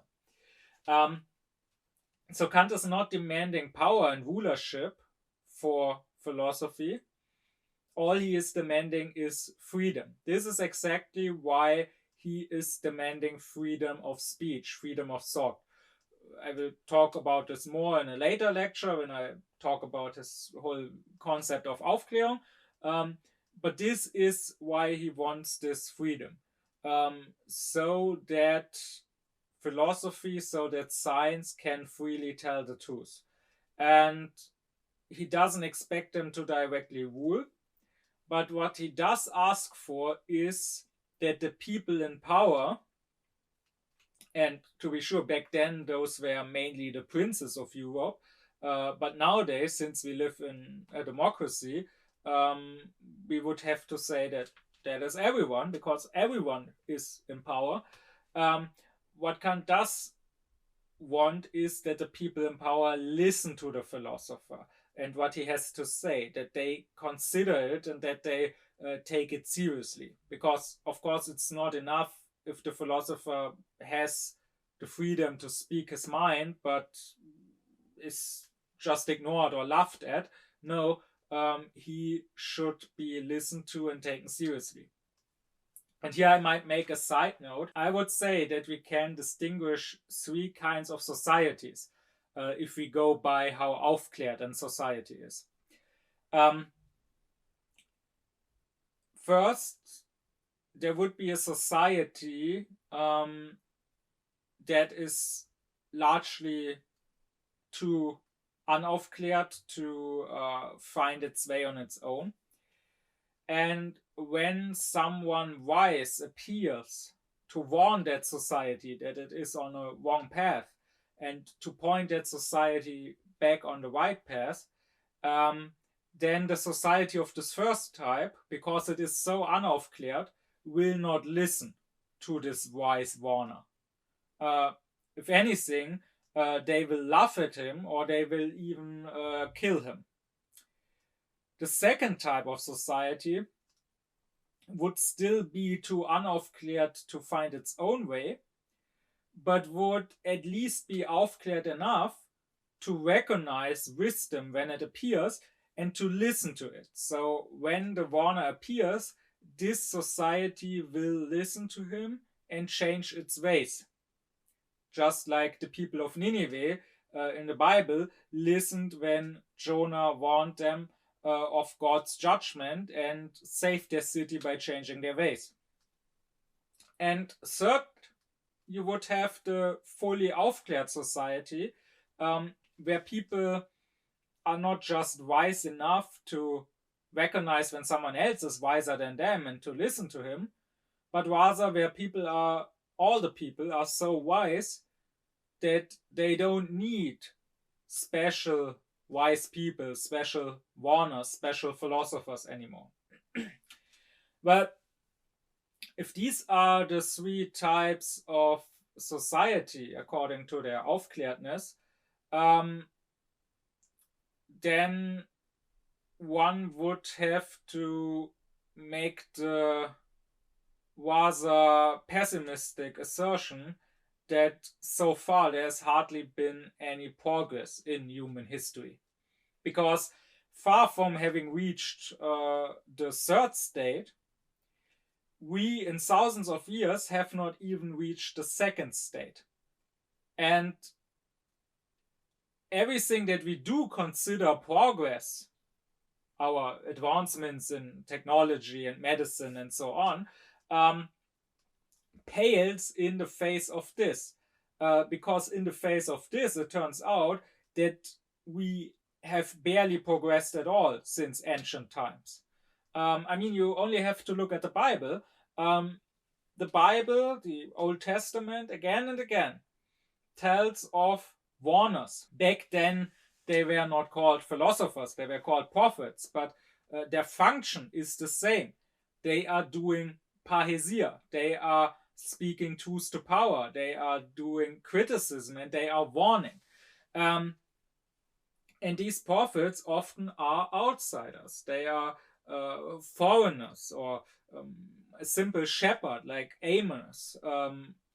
comes forth to warn the people and to warn the king that they are on a wrong path. It is not the temple prophets whose job it is to be prophets and to prophesize. It is not the scholars of the scriptures. So it is not the theologians in Kant's language who are these warners, who are these prophets, but it is often outsiders. And what happens is they warn that the people of Israel are on a bad path, that they are sinners, that they are serving idols and wrong gods, and that they are doing evil, they are mistreating the widows and the orphans, they are being unjust, and the people don't listen, and therefore they get punished. Therefore, God sends the Assyrians and the Babylonians to conquer them and to destroy their kingdom, to destroy their temple. But just like in the Bible, these warners, these prophets are not listened to, we also hardly listened in more modern times to our warners. Kant wasn't listened to, and therefore we had the Napoleonic Wars, we had the two World Wars. Fichte wasn't listened to, and therefore we had imperialism and colonialism. We had and still have the exploitation of man and of nature, and we have the widespread neurosis and lostness and unhappiness and meaninglessness of people that people are suffering from. Nietzsche wasn't listened to, and therefore we had fascism. And nowadays we can witness how the prophet of our times, how Greta Thunberg, is not listened to either. And God knows what terrible consequences that will bring, and already is bringing. And I myself, I don't just come with my own warning.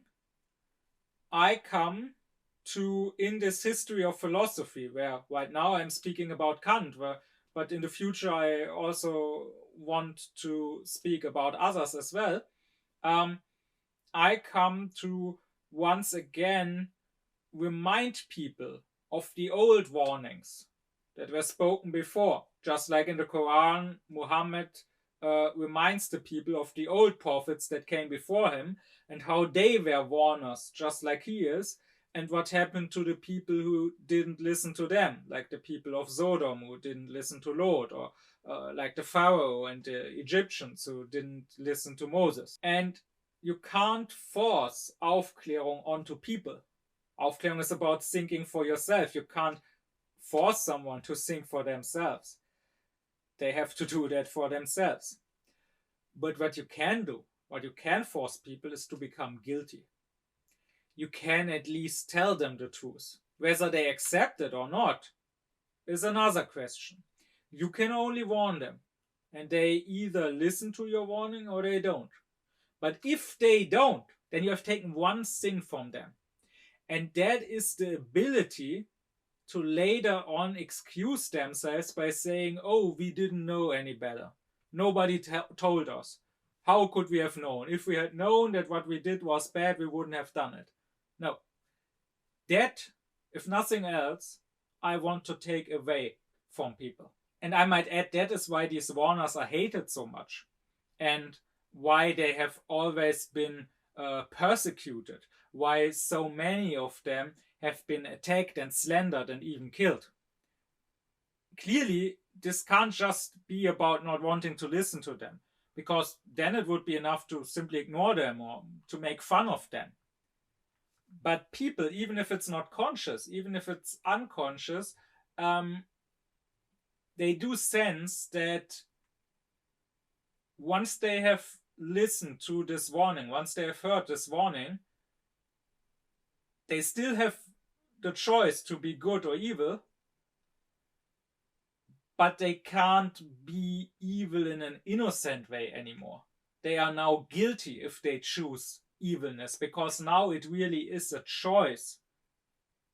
It is not simply something done mindlessly because they don't know any better anymore. And that is what they often hate the warner and the prophet for, and that is why they often attack and persecute the prophet and try to kill him. But I also have another remark to make. If, like me, you study philosophology today, you might often hear people asking you, and this doesn't just go for philosophology, this goes for many subjects, for pretty much anything that is called humanities nowadays. You might have people asking you, well, what's the use of that?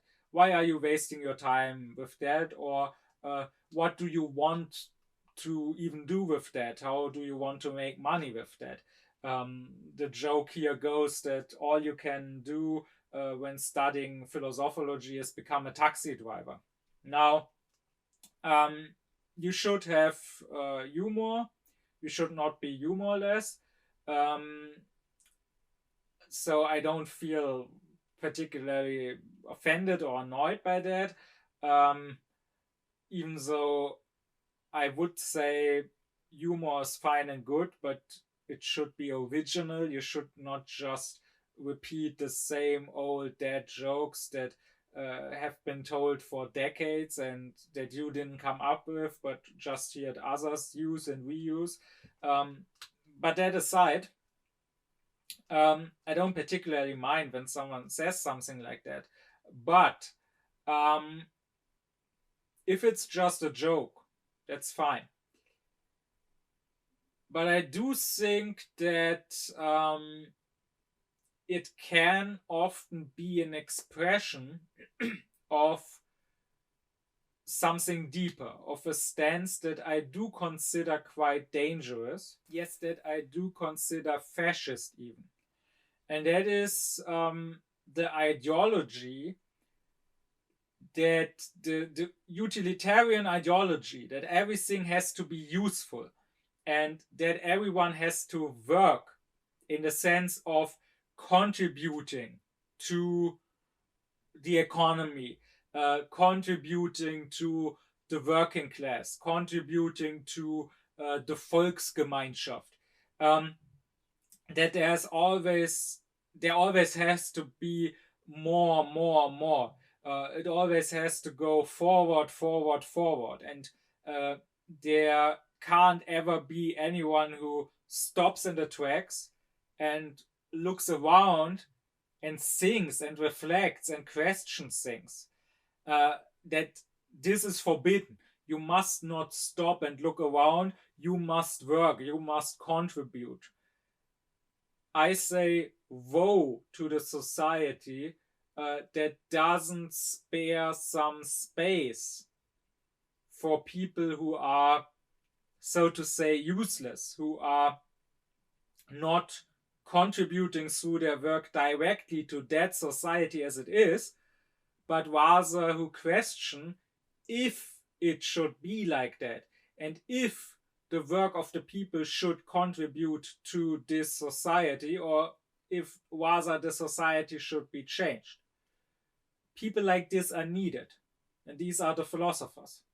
And I talked about fascism. I know that this is a word that is overused nowadays, and it is a word that is mainly used in politics as a tool of defamation against your enemies, against the people you don't like. And therefore, the people has become very meaningless, and many people will not like hearing it because they are used by now to it being thrown around carelessly. But I'm a philosopher. I assure you that I don't use such words and terms carelessly. When I say fascist, I don't just mean thing that I don't like and that I want to demonize. When I say fascist, that has a clear meaning in my mind. And I believe that fascism is largely about this utilitarian ideology that only believes in usefulness and saying everything and everyone has to be useful, has to contribute to the greater good. And if you don't do that, then you are useless, then you are a parasite, and then you need to go. And here I would like to just point out how obsessed the right is with work. At least that is here in Germany. I don't have too deep knowledge of the slogans they like to throw around in other languages. But here they are very much obsessed with work and with hard work. And I find it curious that all of their enemies are constantly accused of not working hard enough. So some time ago, when we had the big financial crisis and the big euro crisis, and Greece was in debt, and Germany paid a lot of loans, you would hear a lot about how lazy the Greek people are and how they are not hardworking as we Germans. And then some years later, when so many refugees from Syria and other countries came here, you would hear a lot about how they should go back to their countries and work harder to improve their lives there, or to rebuild their war-torn countries, because we had also worked hard and rebuilt our country after the war and created a functioning and thriving economy.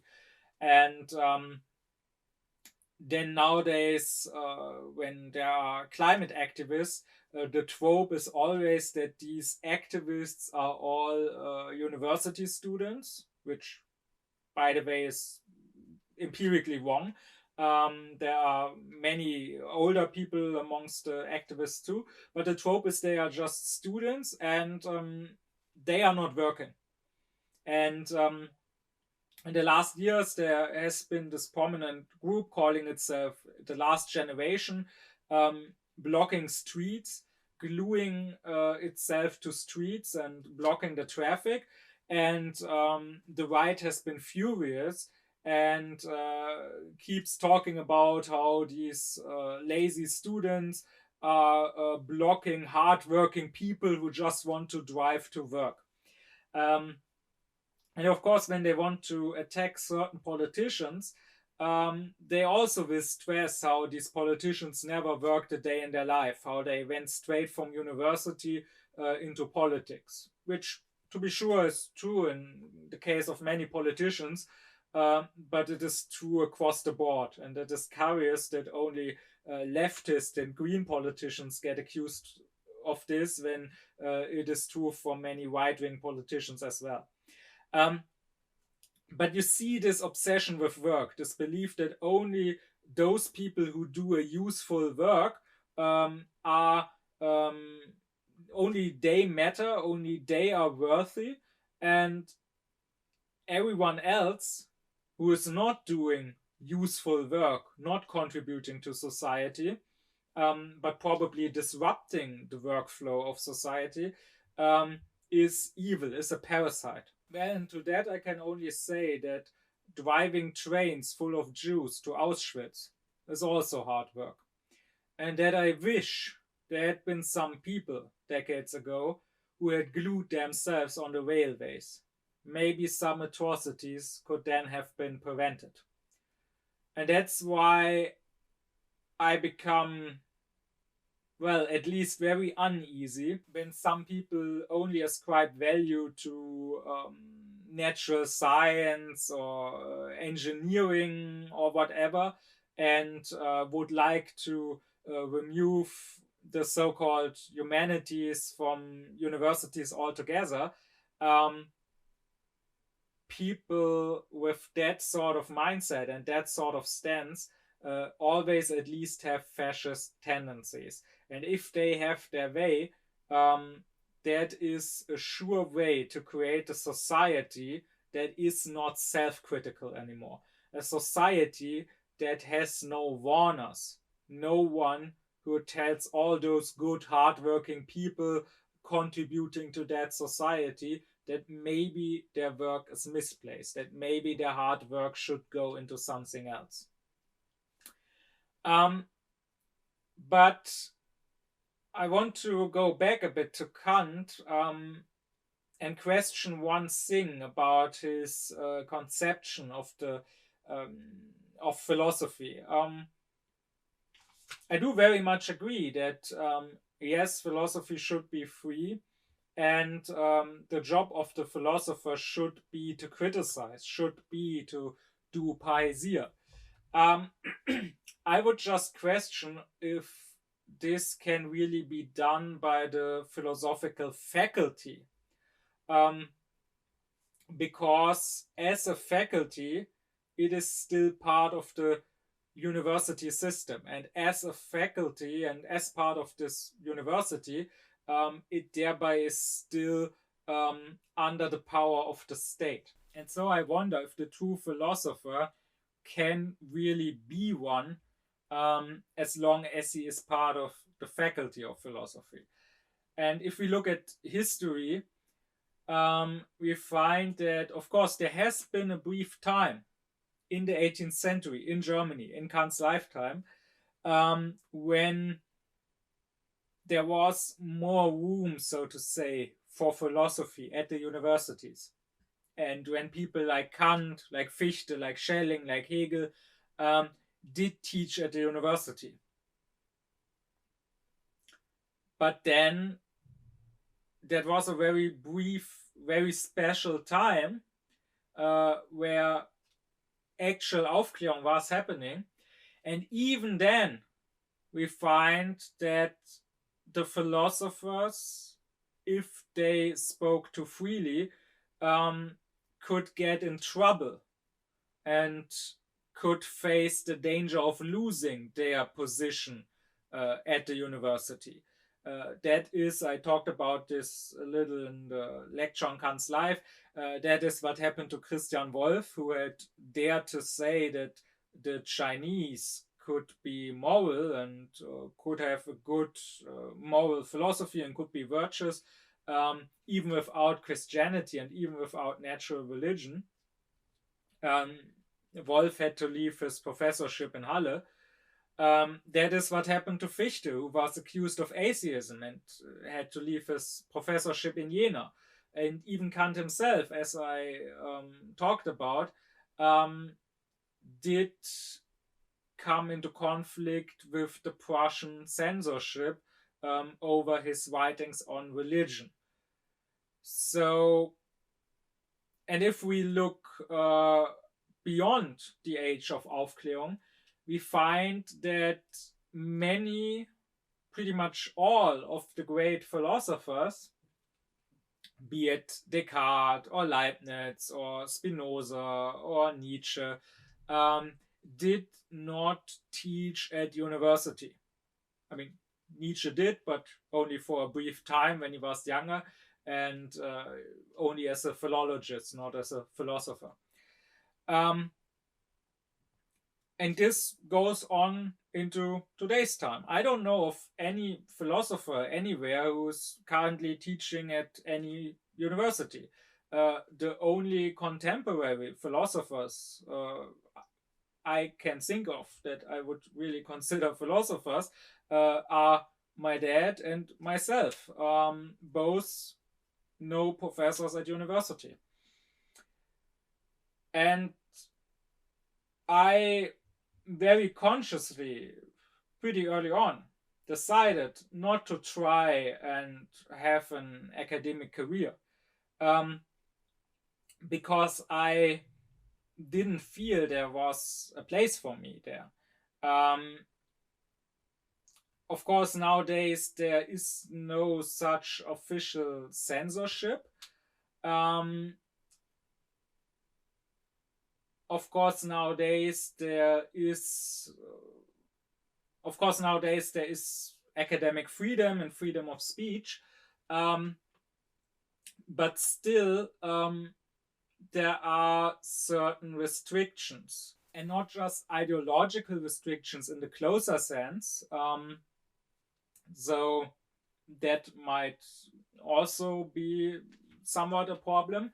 I mean, where I studied here in Berlin, we got a paper with questions where we had to rate the class at the end of each class, and that included such questions as is the teacher there on time?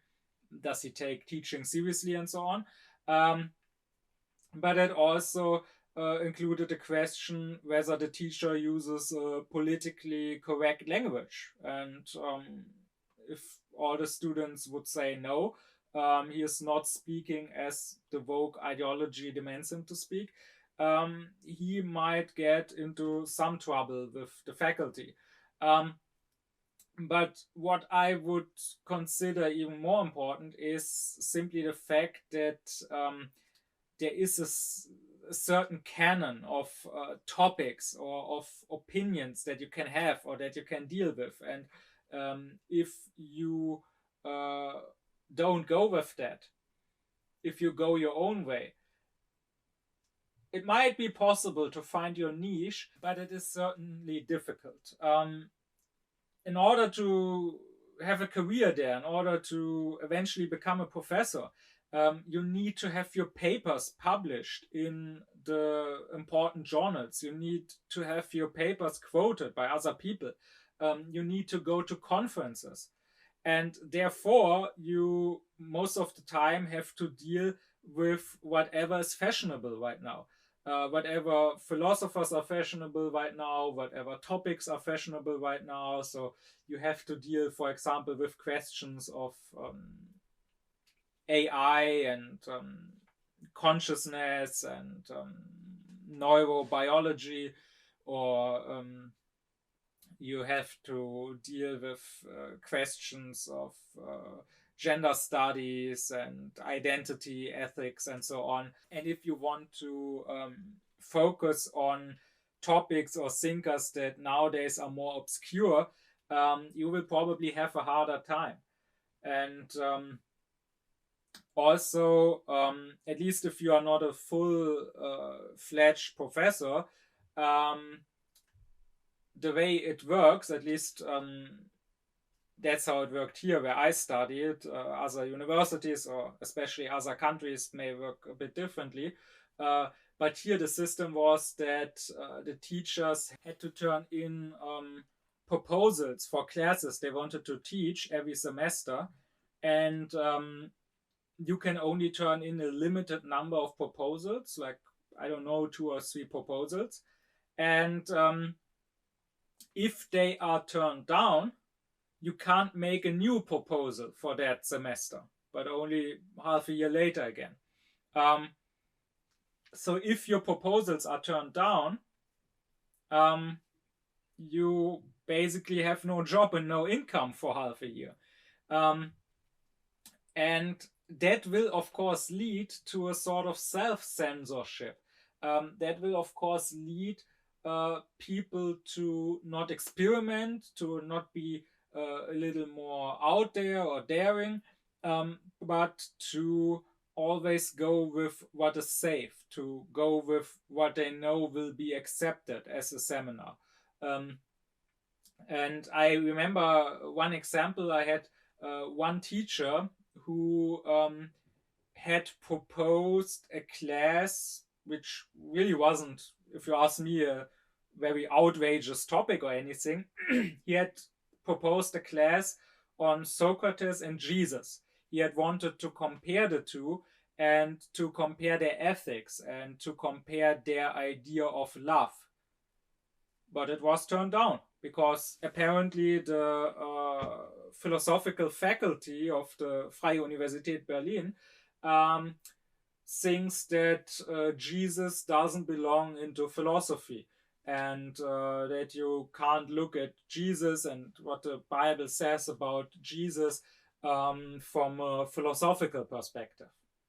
And if even such a completely harmless and if you ask me, quite interesting class like that is turned down, you can imagine how much else would be turned down. So that is why I disagree with Kant. Not that this is the job of the philosopher, but I disagree that the philosopher can do his job as part of the university. And that is why I try to go my own path. And time will tell if that will be possible, if there will be people listening here, if I will be allowed, so to say, to speak more freely here. And of course, if I will be able to live from that, if I will get some support via Patreon or coffee or PayPal or whatever, or make some money from my books, so that I can support myself doing philosophy here. But I very firmly believe that I could not do my philosophy at the academy. But I move on to the fourth and last difference between the four faculties, or between the three higher faculties and the lower faculty, and that is morality. Because if we look at their conflict once again, I said that the higher faculties represent empiricism, experience, scholarship, expertise in things that you have to learn and to study, while philosophy represents rationalism, thinking for yourself. Well, what is it that you can know for yourself without having first to study? It is what you ought to do. Because what is the case, what is true, that is something you need to examine and observe and experiment on. Here, study is needed. But knowing what you ought to do, knowing what your duty is, that only requires thinking. And so it follows naturally that the position of the faculty of philosophy is the position of the moral law. So let's once again revise the three conflicts. The theologian would tell you that being a good person is not good enough for God. God also requires you to be a member in the right club and not in the wrong club. God also requires you to believe certain histories of what allegedly happened in the past, what miracles allegedly happened. And God also requires you to do certain cult rituals to please him. Well, philosophy would say no. Reason says all that is required of you is being good and following your conscience. And if you are conscientious, if you are following what your conscience tells you, that will be good enough for God. Then you don't have to fear hell. And likewise, the jurist and the politician will insist that humans are evil, humans are bad, and have to be treated accordingly. And there can't ever be true progress. We can't ever get truly better. It is naive to believe in the possibility of world peace, for example, and that's why politics should not strive to create world peace. It should strive to defeat its enemies and to seek its own advancement. But the philosopher will say, well, reason tells us that we should have peace and freedom, and therefore we must believe that it is possible, that it can be achieved, because clearly it is our duty to achieve it. And likewise, the physician will treat the human being as a biological machine which might break, which might have some issues, but that is a question completely removed from morality. Getting sick is not something you get for being immoral, and getting better again is achieved through surgery, through medicines, and not through morality. While on the other hand, the philosopher will say that, of course, part of your health is about the body and its functions, but still, morality does play a role in health. If you act morally, that is, if you act truly as a rational being should, if you act with dignity, if you act with temperance and with a certain stoicism, you cannot rule your body, but you can at least govern your body and thereby influence it. I will add here that Kant separates all the duties humans have into duties against others and duties against ourselves. And he also at the same time distinguished between the more narrow duties of rights or of justice, which are about not hurting someone's rights, not getting in their way, so to speak, and the wider duties of virtue, which are about helping someone. I will talk more about this, what this actually means, how this distinction actually works when I get to Kant's moral philosophy. But here I want to say that one could probably say that according to Kant's thinking, if you do your duties of justice against yourself, you will largely stay healthy. And if you do your duties of justice against other people, you will, once again, if you don't live in some despotic state, but in a just state, you will not get into trouble or into conflict with the law. And then I would say, if you are virtuous altogether, that is, if you do not just your duties of justice, but also your wider duties, your duties of love against others and yourself, then you deserve heaven, and then you have nothing to fear from God. With that, I am nearing the end of this long lecture, and therefore also the end of all the lectures on what philosophy means to Kant. But I want to do one more overview of what I said here. And when we do that overview, we find that I went along Kant's table of categories. This is not something I tried to do. This is not something that happened on purpose. I myself, when writing my book on Kant, only realized that after the fact, so to say. But that, to me, is only proof that it was done correctly. Now, what the table of categories actually is and means, I will address in a future lecture.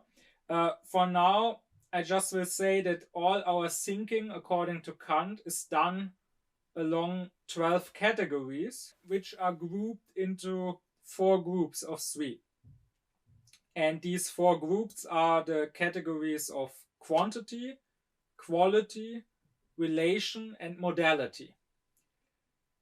And the differences between the higher faculties and the lower faculty that I just talked about can also be described along these 4 groups.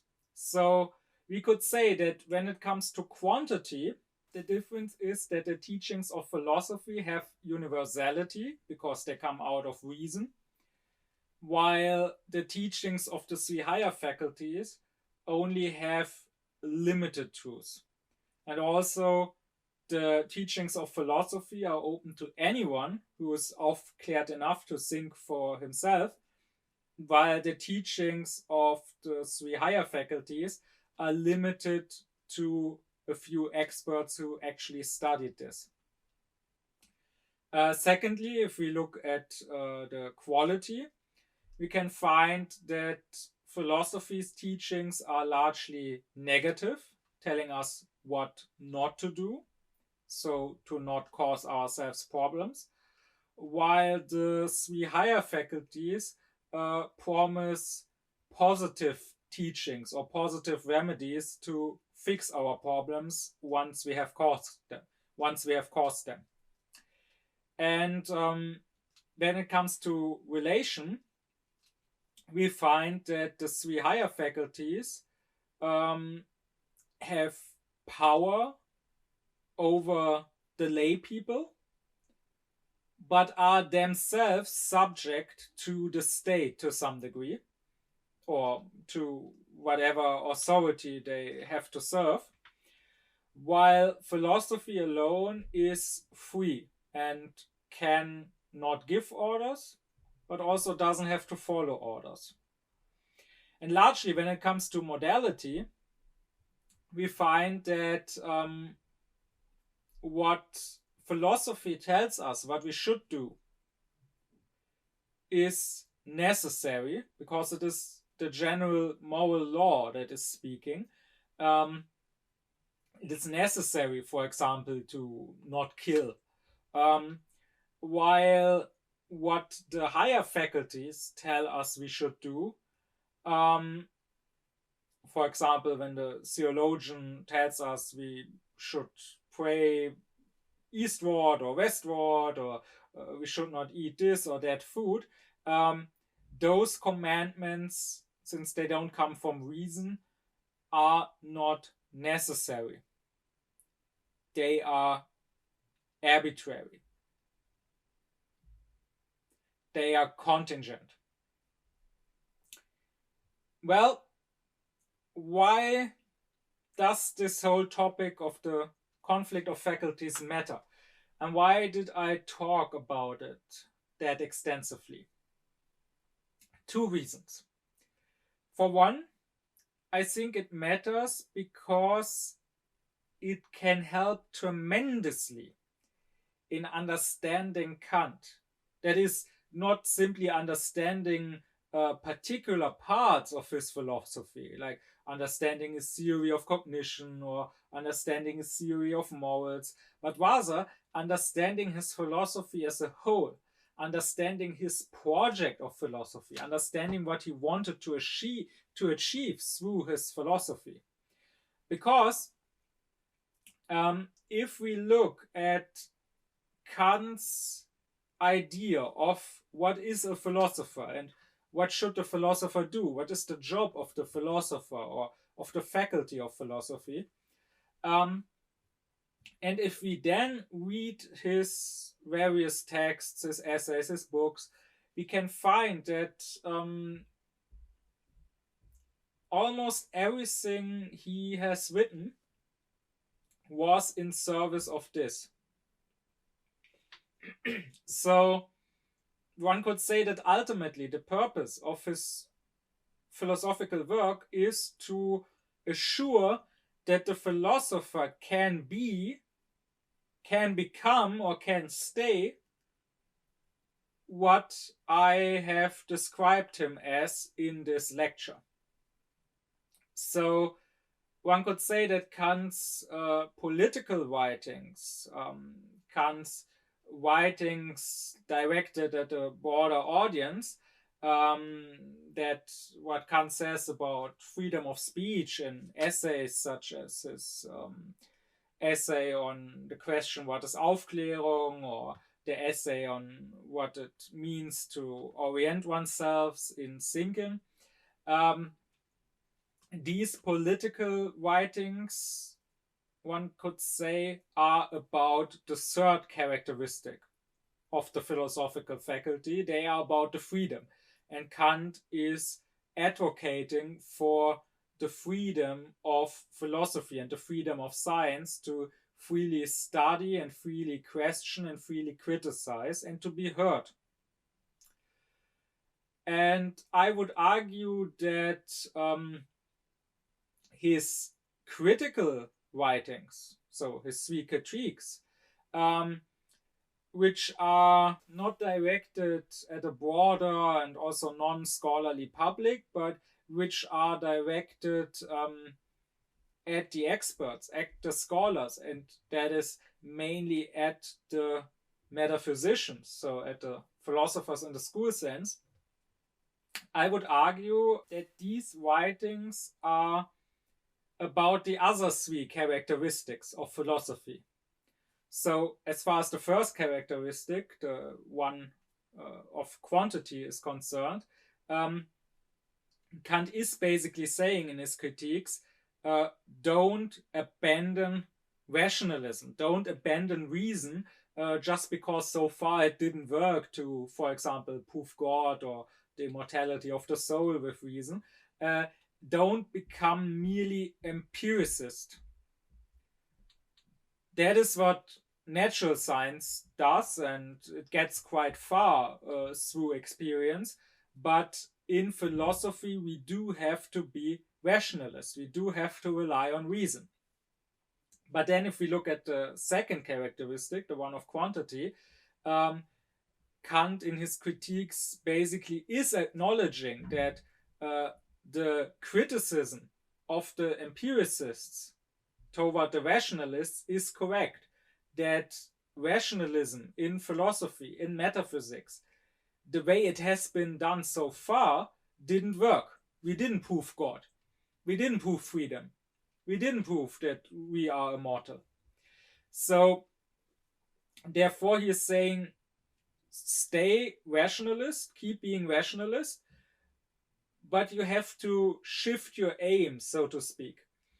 Metaphysics is not a positive science. It is not a science that can bring us new knowledge. And whenever you try to do that, you will fail, or you will just talk yourself into having proven something, but you won't actually prove it.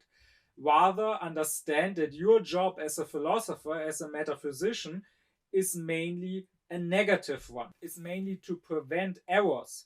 It's mainly to show which ways are the wrong ways, but it is not to prove a positive truth. And then this leads directly to the fourth characteristic, that is the one of modality. That leads to Kant saying, well, if in philosophy, in metaphysics, we should be rationalists, but if through rationality alone we cannot find a positive truth, we can only work negatively, then we should shift our focus from trying to be theoretical scientists, from just doing speculation, trying to find theoretical truth, to being practical scientists.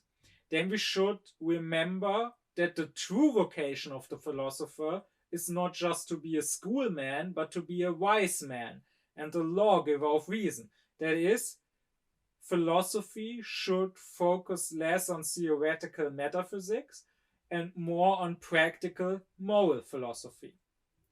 So with that, I hope to have shown that this conflict of faculties can teach us what philosophy's true job, true vocation is according to Kant, and that in turn can teach us what Kant wanted to achieve with his writings, and therefore it can give us a frame through which to understand all of Kant's writings. But I said there's one more reason why I wanted to talk about this topic, and that is because I think it is a topic that still has a lot of relevance in our current world. Because to be sure, the universities have since been reorganized. They are no longer limited to these four faculties. A lot more faculties, a lot more subjects have been added to the universities.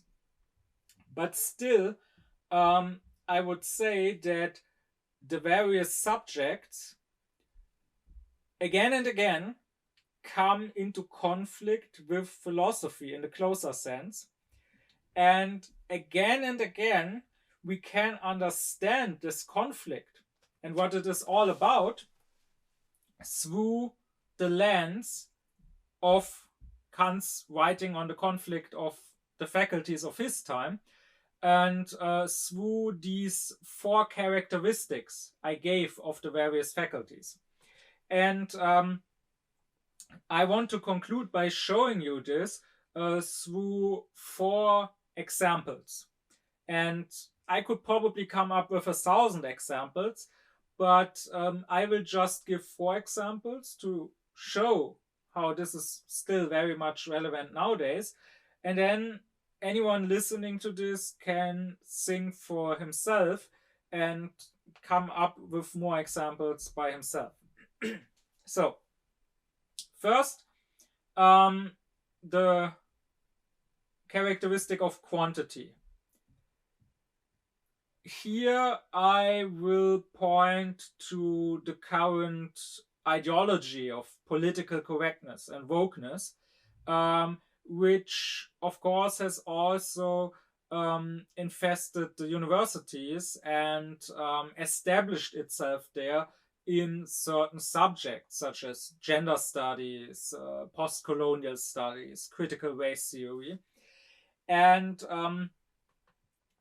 what we find is that with this ideology comes a certain opinion about morality.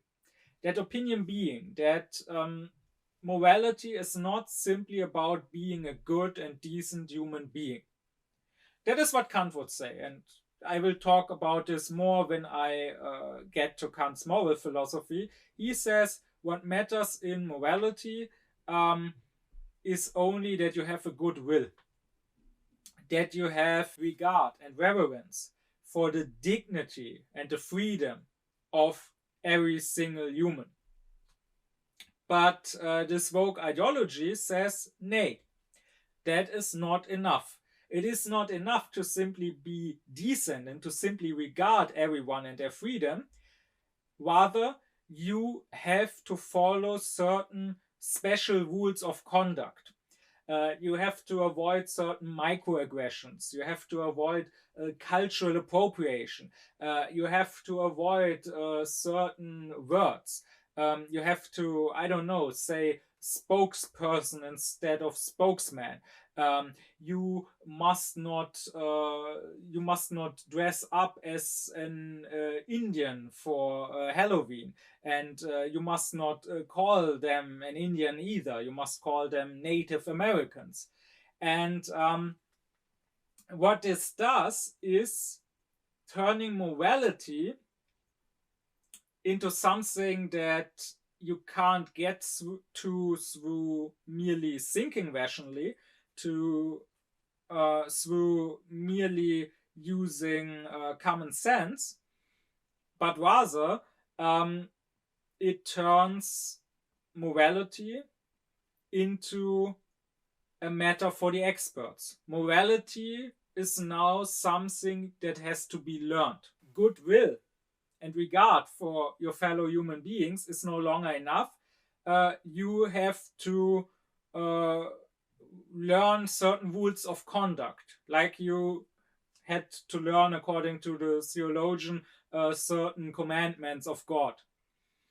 And you now first have to, I don't know, to first go to a gender studies seminar, and you first have to learn about 100 different gender identities and dozens of different pronouns before you can be a good human being. And this means that morality is not something that you can have simply by being aufklärt and thinking for yourself. Rather the opposite, you have to be unaufklärt, because it can't be expected that every living person goes to a gender studies seminar or a critical race theory seminar, and therefore the expectation must be that you turn off your own independent thinking and just blindly listen to the experts who tell you how to behave. And I might add that this, ironically, is quite racist. For all these people as leftists like to talk about equality and about fighting for marginalized groups, they are largely themselves privileged. I mean, those people sitting in those classes or holding those professorships are largely white people from well-off families, and they are speaking for less well-off or less well-educated people. I mean, I'm thinking of a friend of mine who visited an exhibition or something on colonialism, the German colonialism in Africa, and there were some texts there talking about people of color, and it was, however, written in the British spelling, so color with OU, and some girl who was there with him complained that this allegedly is racist. You have to write people of color in the American way, so color with just an O. And this girl, of course, was white. And I don't know if black people in Africa, in the countries that Germany had colonized up until World War One, if they will really care about this or even understand what this complaint is about. I mean, I hardly understand what it is about. And when these people, these woke experts on their new morality, when they make up all these rules for behavior and even for language, it is exactly marginalized people. It is people who don't have the wealth and who don't have the education to even understand what this is about. It is people who are immigrants who are excluded from this.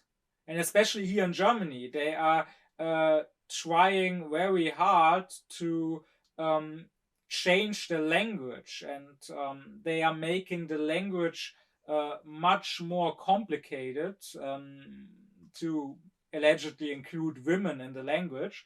And I come from an area full of immigrants, and I have talked refugees coming freshly to German, not speaking a single word of German, and this is making German, and this is integrating into German society and into the German language much, much more harder. So this is racist.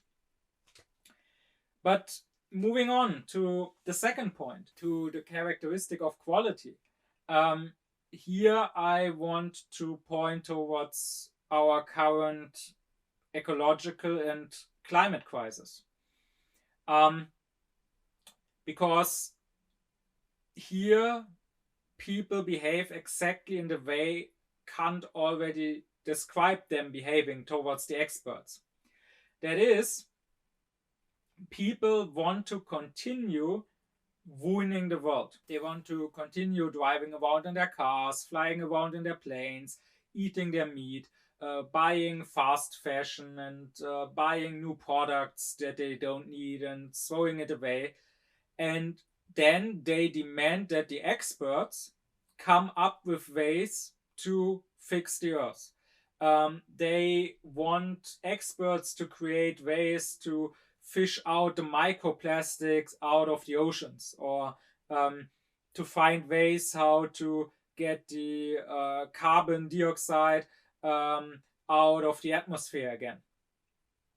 And when Greta Thunberg and Fridays for Future would protest against us destroying the climate, I have again and again heard people accusing them of just complaining, but not offering solutions.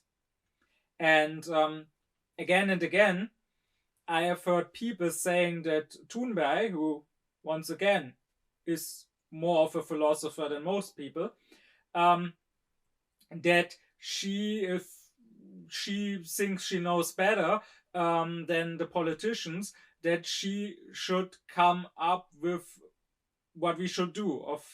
She should come up with some ways to fix everything. But the climate and ecological movement has already told us what to do.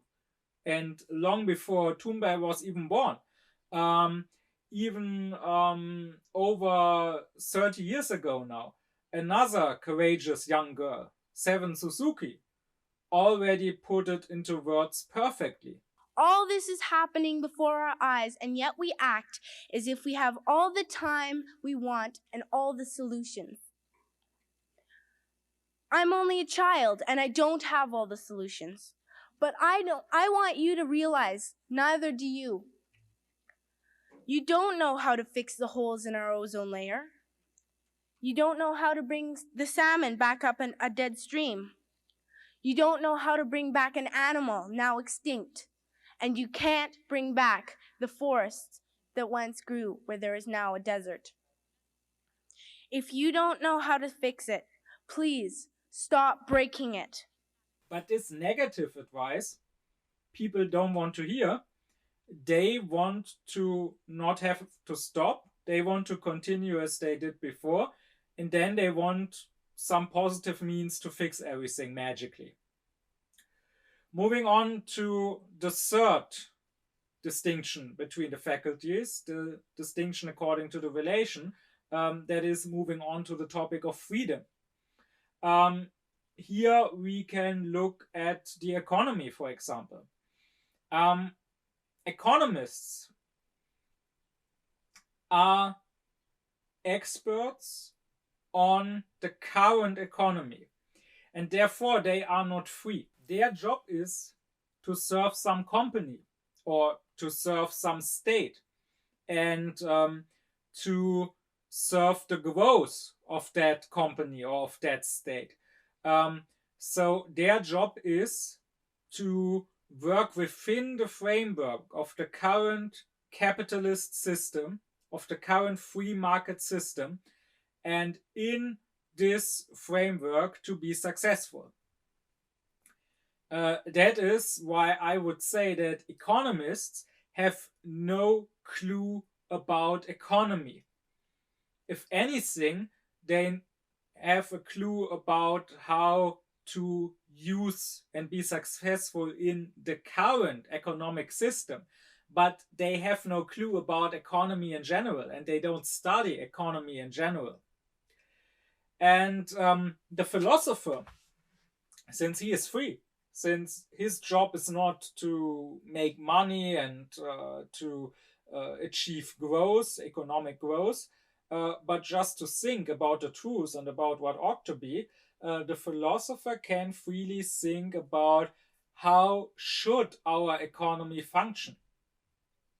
And then when a philosopher comes up with a more rational way maybe to do the economy, like for example Fichte with his closed trade state, the economists will immediately dismiss it and say, that's nonsense, that's naive, that can't work.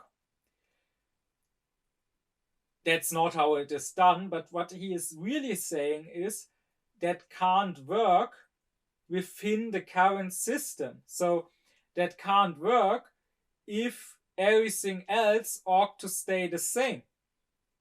But the philosopher never claimed that it ought to stay the same. Here I'm remembering some article I read a while ago, which was about certain companies and startups that had the aim to not just be about profits and about growth and about benefiting their own CEO, but rather which have the aim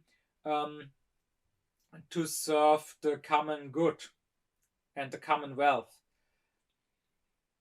And the article was about how, on the one hand, there are more and more such companies being created,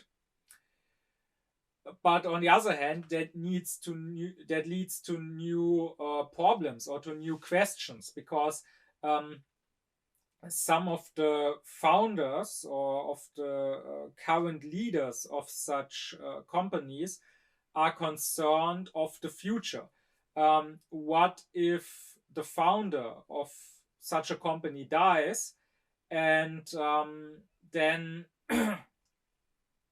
his heirs take over the company and transform it into a regular company serving their own gain, serving their own profit, and not serving society or the environment as the original founder had intended? Or what if it is a company that goes to the stock market, and then the shareholders take over power and make the company about their profits?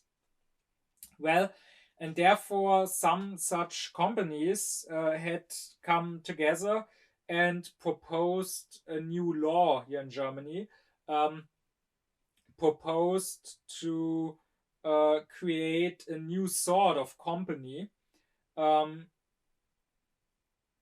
so that the founders or leaders of a company could ensure through law that the future leaders of that company, the future heirs or shareholders or whoever,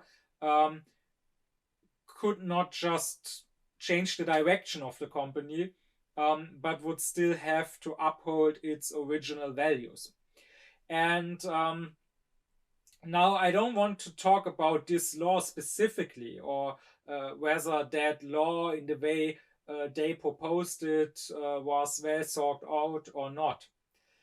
What I found interesting in the article was that the German Ministry of Finance had the proposal be examined by its experts.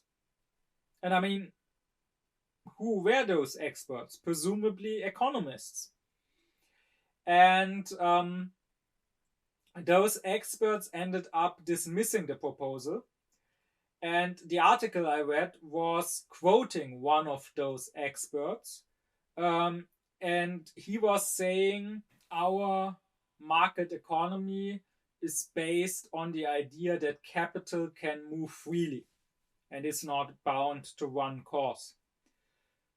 And I mean, that is a correct statement if it is a statement about an is. So that is how our current capitalist market economy functions, indeed.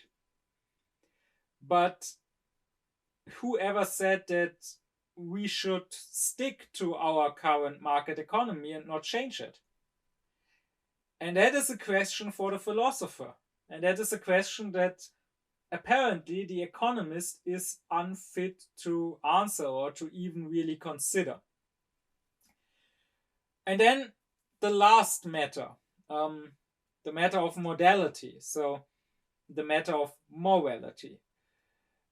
Here I want to talk about freedom, because nowadays the natural science, which is very much materialist, is denying free will. And nowadays we have biologists, we have neuroscientists studying the brain and saying that the human being is not free. But reason clearly tells us that we ought to act as free beings and to treat ourselves and others as free beings, beings who have responsibilities, who have duties, who have a certain dignity that needs to be revered and regarded. And this becomes very relevant in specific fields, like, for example, psychology. I find that nowadays certain psychological conditions are treated as sort of fate that can't be changed. So, for example, when people are depressed, I hear people talk about how, well, something is wrong in their brains. Their brains are not working correctly, the wrong chemicals are working in their brains, and therefore they have to feel bad. They have to feel depressed. And this is something, they are victims. This is something that is not in their own power. Maybe they can get certain drugs, they can get antidepressants to help them, but they themselves cannot influence their happiness. And I have found depressed people themselves taking up that victim stance. So some people, when you give them advice, when you say, well, you are depressed because you approach life in a way where you erect walls around yourself, and then when you hit those walls you break down. Don't erect walls like that. Rather look for your freedom, give yourself space and time, and look where there is a way around the wall. And you are depressed like that because you have nothing to do, you have no purpose, you have no impact in the world. Quite the contrary, you find that the things you care about are out of your power, you feel powerless. Once you find your power, once you find something to do and have influence in, you will feel better. I find that sometimes when you tell people that, they will respond with, no, I'm depressed because something is wrong with my brain. Nothing I do can change that. And here the thing is, I don't want to get into the area of the biologist and of the neuroscientist. Just like for Kant, it was very important to respect the boundaries and the borders between the different fields. I'm not saying that there isn't something happening in the brain. I'm not saying that depressed people might not have something else going on in their brains than non-depressed people. But I'm saying this victim stance clearly gets you nowhere. It clearly isn't helping. Morality says, the moral law says, we have to regard ourselves as free. And the moral law says we have to act in a certain way. We have to take responsibility in a certain way. And therefore, this is what we should do. And if we do that, I would claim that this might also help with depression. And Greta Thunberg, whom I already mentioned, is a very clear and very good example of how this happened. I don't think that her brain changed in any way, but her way of approaching life changed when she started doing her activism. And that is when she turned from someone depressed and someone who wouldn't really speak with most people, who wouldn't eat, to someone very happy and constantly laughing and giggling through interviews. In the same way, I have heard it said that certain people are simply evil. That sociopaths, once again, something is wrong with their brains, and therefore they can't feel compassion. They can't put themselves in the shoes of others. They don't care about others, and that is simply how they are wired. That is simply how their brains function. So all we can do is try to make sure they don't harm anyone. All we can do if they do harm someone is lock them away. But we can't heal them because the fault is in their brains, not in their free decision.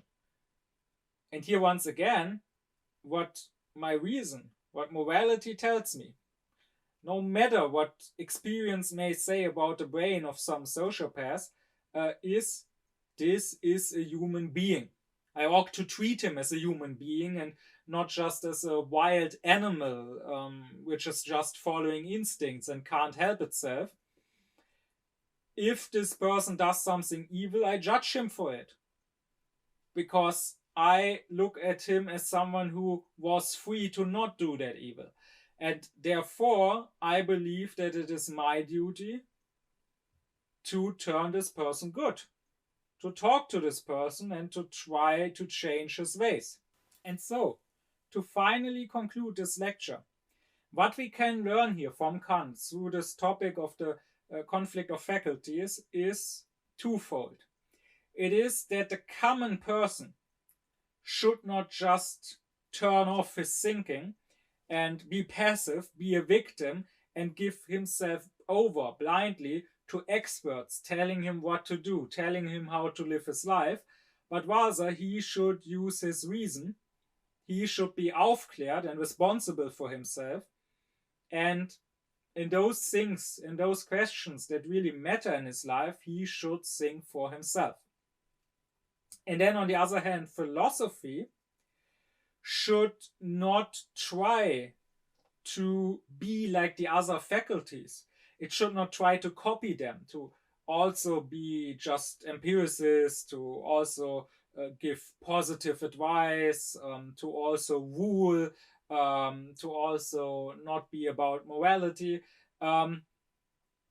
Because if it does that, it loses all its value and all its justification for existence. Because when it tries to just be like the other faculties, it will be nothing. The other faculties will always be better at that. What philosophy can excel at and what philosophy should do is serving the common people, serving the common sense and the healthy rationality, serving Aufklärung by keeping the presumptions of the other faculties away, not really understanding or knowing more than the layman, but giving his understanding and his free thinking a fundament and saving him from or keeping away the pseudo arguments of the learned men, of the scholars that might distract him. So this is the task for the common person who should aufklären himself, and the task for the philosopher. Both tasks, in the over 200 years since Kant's death, both tasks have not been done. That is very clear and evident. Both the common person and the philosopher have failed to do what Kant wanted them to do. It would be a first important step, even though it wouldn't solve the whole problem, of course, but it would be a first important step to at least become aware of that task, so that one could consciously set that task for oneself and try to accomplish that task. And even that has not happened so far. The scholars, the historians of philosophy, the philosophologists, even when studying Kant, have largely failed to make it so clear and so obvious that this is what Kant is about. I don't know, of course, I don't know the whole extensive literature on Kant. It was enough to read Kant himself. So I don't want to do injustice to someone who may have written about this. But I at least don't know, and at least when studying, I don't learn about this, of anyone having, as clearly as I now have, examined this conflict of the faculties that Kant was concerned with, to find in that the key to understanding what Kant was all about and what he wanted from both the common people and the philosophers. But with that now out of the way, I hope that you can understand Kant better, both if you read him yourself and if you keep listening to me. And with that, I want to conclude all these lectures on what does philosophy mean to Kant. And I want to move on with the next week to a new topic, that is, how is thinking done according to Kant? What is Kant's method to thinking? Because as I said in this lecture, Kant says that you can't learn philosophy, but you can learn how to philosophize. My deep thanks be to my supporters: Kubilai Celik, Thomas Deuringer, Garnau Klaufen, Benjamin Lening, Oblomov, Samit Özkilic, Christos Pai, Alexander Reuter, Elif Özün, Yasin Özün, as well as to all others who support me and my Aufklärung cause.